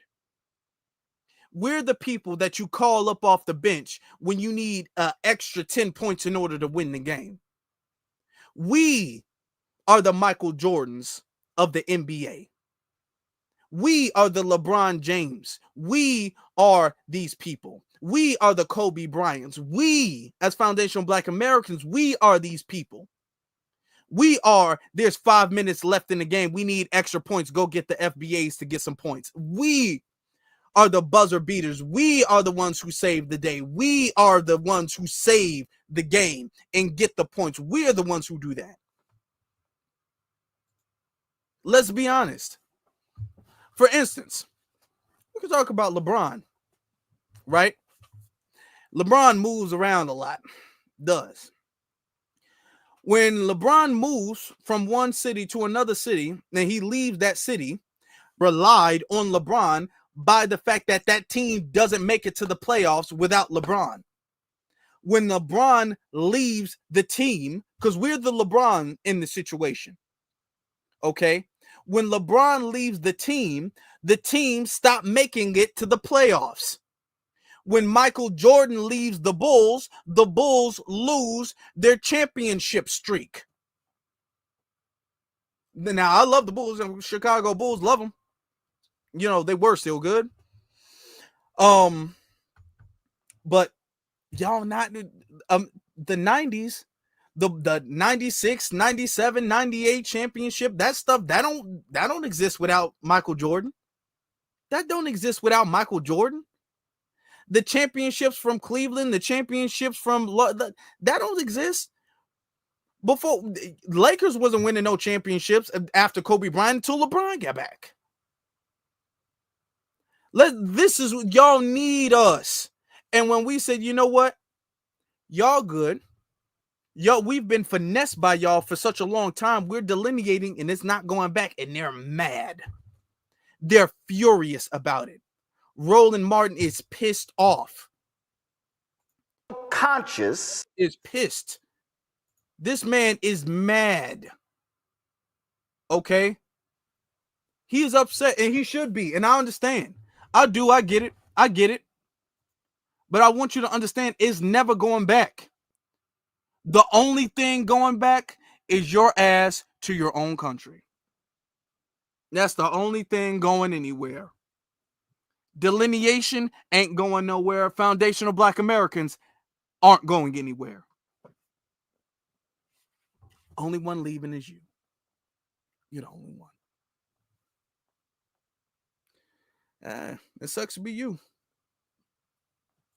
You bought it on to yourself. We get to some of the other super chats. Y'all been so gracious, so generous. I know Roland Martin be looking at my super chats, be just grinding his teeth. I know he hate it. He be all like, why don't nobody do that for me? Y'all go to Roland Martin's thing. Now, Roland Martin, actually, since we bringing this up, if y'all watch Roland Martin's lives, Roland Martin gets less super chats than I do. I get more super chats in my lives than Roland does. And I have a very small audience in comparison. And yet the people love me more, back me more, support me more. Roland don't get super chats like that. He don't get cash ups like that. Roland don't. Because people don't really rock with Roland. People don't really respect Roland. Not really. Antithesis says the code is the leader. The code is the leader. Absolutely. Hurricane says, why am I not surprised that he's more pissed at us? And he's talking about this guy. This Hispanic man who says he doesn't need any black people. And we can't even trust each other. Why can't we? If we don't trust each other, why would Mexicans want to work with us? Okay.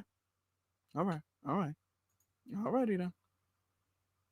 Okay. Retro Gemini says, claim to work hard, but can't even get their homeland in order. Oh, no.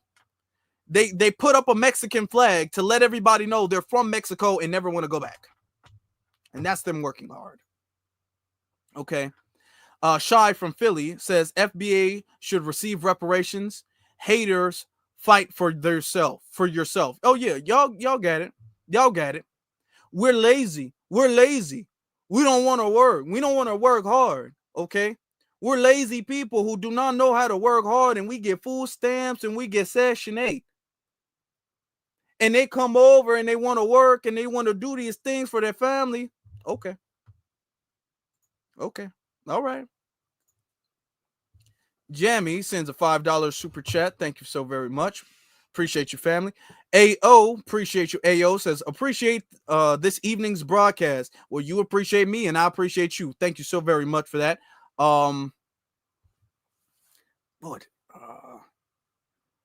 Sadaiku says, please play the tape recording of Mexican City Council member of Los Angeles spewing all that hate and vitriol for Black Americans. Let me see. Hold on.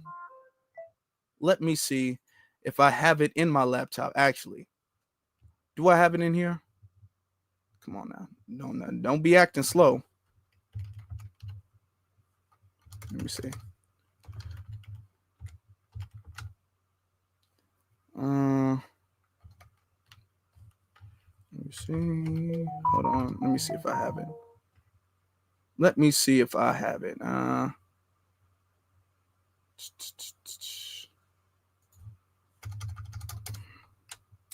More.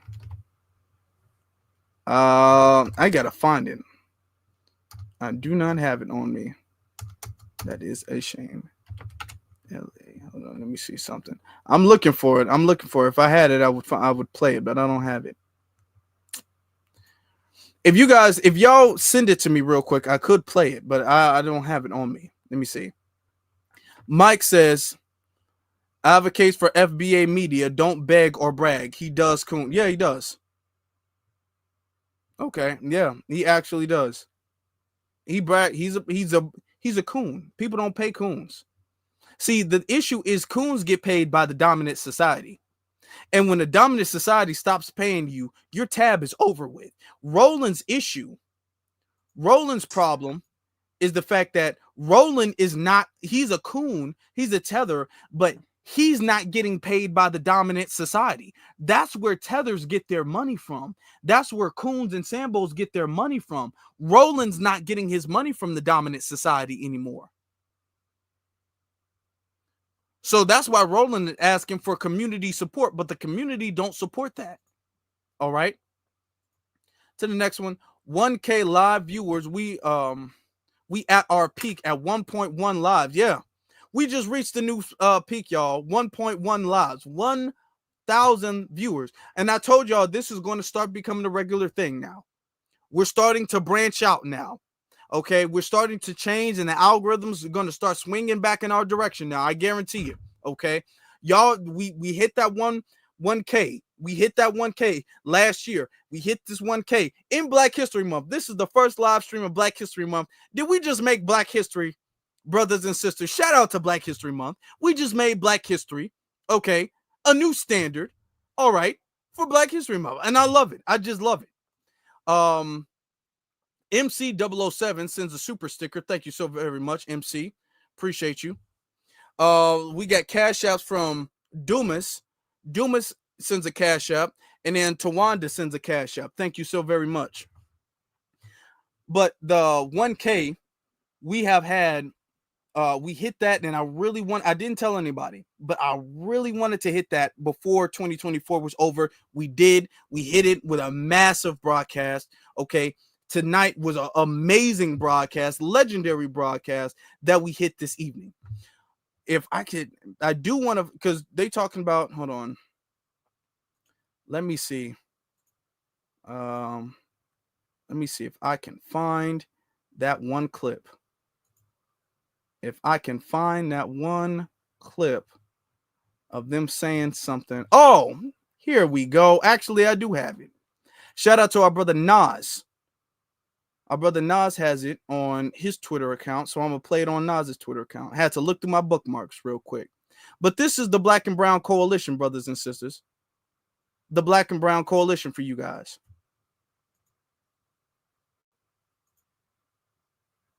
All the, folks.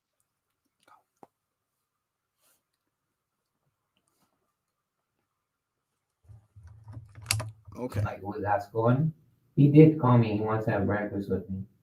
What's taking him so long? I just said, hey, we need to talk. You supported him from the. All right, don't worry, I got you. So you'll start seeing him line up. Isaac was the first. Y'all hear that? Oh, he's with the blacks. Like, was that going? He did call me. He wants to have breakfast with me. What's taking him so long? I just said, hey, we need to talk. You supported him from the. All right, don't worry, I got you. So you'll start seeing him line up. Isaac was the first. Okay. F that guy. He's with the blacks. Okay. Folks, like, okay, well, we don't have to be. We don't want nobody who's with the blacks. If y'all don't want to be with the blacks and y'all don't want, okay. Now, where's all the black and brown working together? Okay. Okay. All right. We don't forget none of that. I do need to save that clip. I need to download that clip. We don't forget none of that. He's with the blacks. Okay. All right. He might be with the blacks, but you know what?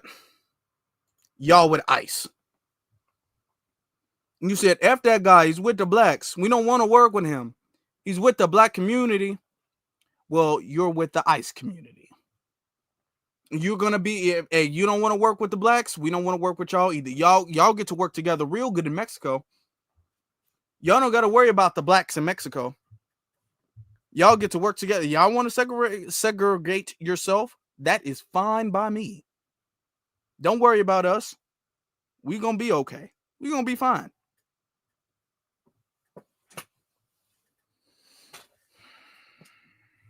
We're going to be okay. We will be fine. All right. But family, this is the beginning of Black History Month, and I had to let this be known. Foundation Black Americans, we are not going back. We're not going back to this Pan-African farce. We're not doing that no more.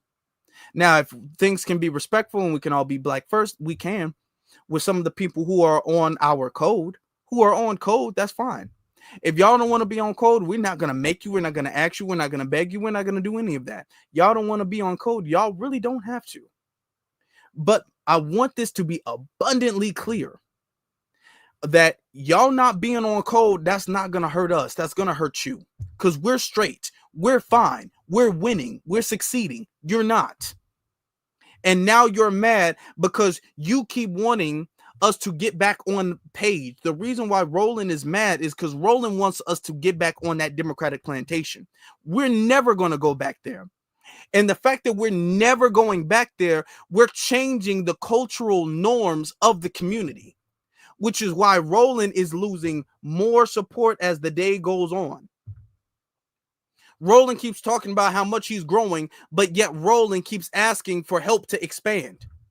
Roland's not growing anywhere. Roland's not doing anything. He's not progressing because we're changing the temperature. We're changing and updating the standard of this country and the standard of our culture. And when we do that and we create a bigger psychological difference between the on code and the off code, then the off-code people don't have any community support. And he's not even getting supported by the dominant society. So Roland's just out here on his own. He's a man with no people. Or at least his people are being deported. And he don't want to go back with them. Which I understand. Because last I checked, and I'm not sure, but I don't think that there's a Dunkin' Donuts in Haiti. I don't know. There might be, but we don't know that. Okay? There's definitely no Popeyes. So he doesn't want to go back. But that's too bad for him. It sucks for him. It really does. And as far as the delineation is concerned, that's never going away. That's never going to stop. That's never going to change. All of these people before, when we were saving them, when we were giving them our stuff, giving them our pie, and then they were taking their pie and they were running off with it and we couldn't share and they were gatekeeping their stuff from us. Now we're gatekeeping our stuff and we're taking our stuff back. We're taking our stuff back, and that's a good thing. That's a great thing. That's absolutely a great thing. So they mad. But they just gonna have to get used to it. They're just gonna have to get used to it. It's okay. They're gonna be okay. But you know what? I don't know if they're gonna be okay. I hope they are. But you know what I do know? I know we're gonna be okay. I do know that. I don't know if they're gonna be okay. I know we straight. Family, I need you guys to follow me on my various social media platforms. That's Afro Elite on Instagram and then The Afro Elite on Twitter. The link to both of those are in the description below. That way, you guys don't miss out, just in case you guys don't get your notifications and you guys don't get that stuff, which you guys should be pressing your notification button. You guys should be pressing the like button, the share button, all of that stuff. You guys should be doing that. Shout out to Pamela. Shout out to Pamela for the Cash App. I appreciate the Cash App, Pamela. Thank you so very much, beloved. Thank you. All right. Y'all double check, really, and make sure you guys are subscribed and make sure you guys stay subscribed because you know they be playing games. You know what they do, but it's okay. It's okay. Say awesome, awesome broadcast, Afro. Thank you so very much. Thank you. You know, I appreciate every single. I mean, we really reached a new peak. This live stream has reached a new peak, and it's going to set, especially because it's the beginning of Black History Month, this is going to set a great standard for the rest of the month. I guarantee you guys. We got great stuff coming up this month. I guarantee you guys it's going to set a great standard for that. So I appreciate you guys. We got a lot of good stuff coming this month. We really, really do. So I appreciate the fact that you guys are locked in. If Roland is watching, which he should be, this is how you get the community to respect you, to back you, to support you. Okay? They're not doing this because I get talking points from the DNC and I'm trying to find a way to tie my community to DNC talking points. I don't do that. They do that because they can resonate with the message. Okay, they do that because of this, because this is a message that touches them. Okay, when I say we're locked in, I mean psychologically, mentally, spiritually, emotionally, we're locked in. This is how you do that. So take notes. And with that being said, happy Black History Month. This is the first live stream of Black History Month. Shout out to every single last one of you guys. Happy Black History Month to every single last one of you guys. Be one, and y'all stay blessed.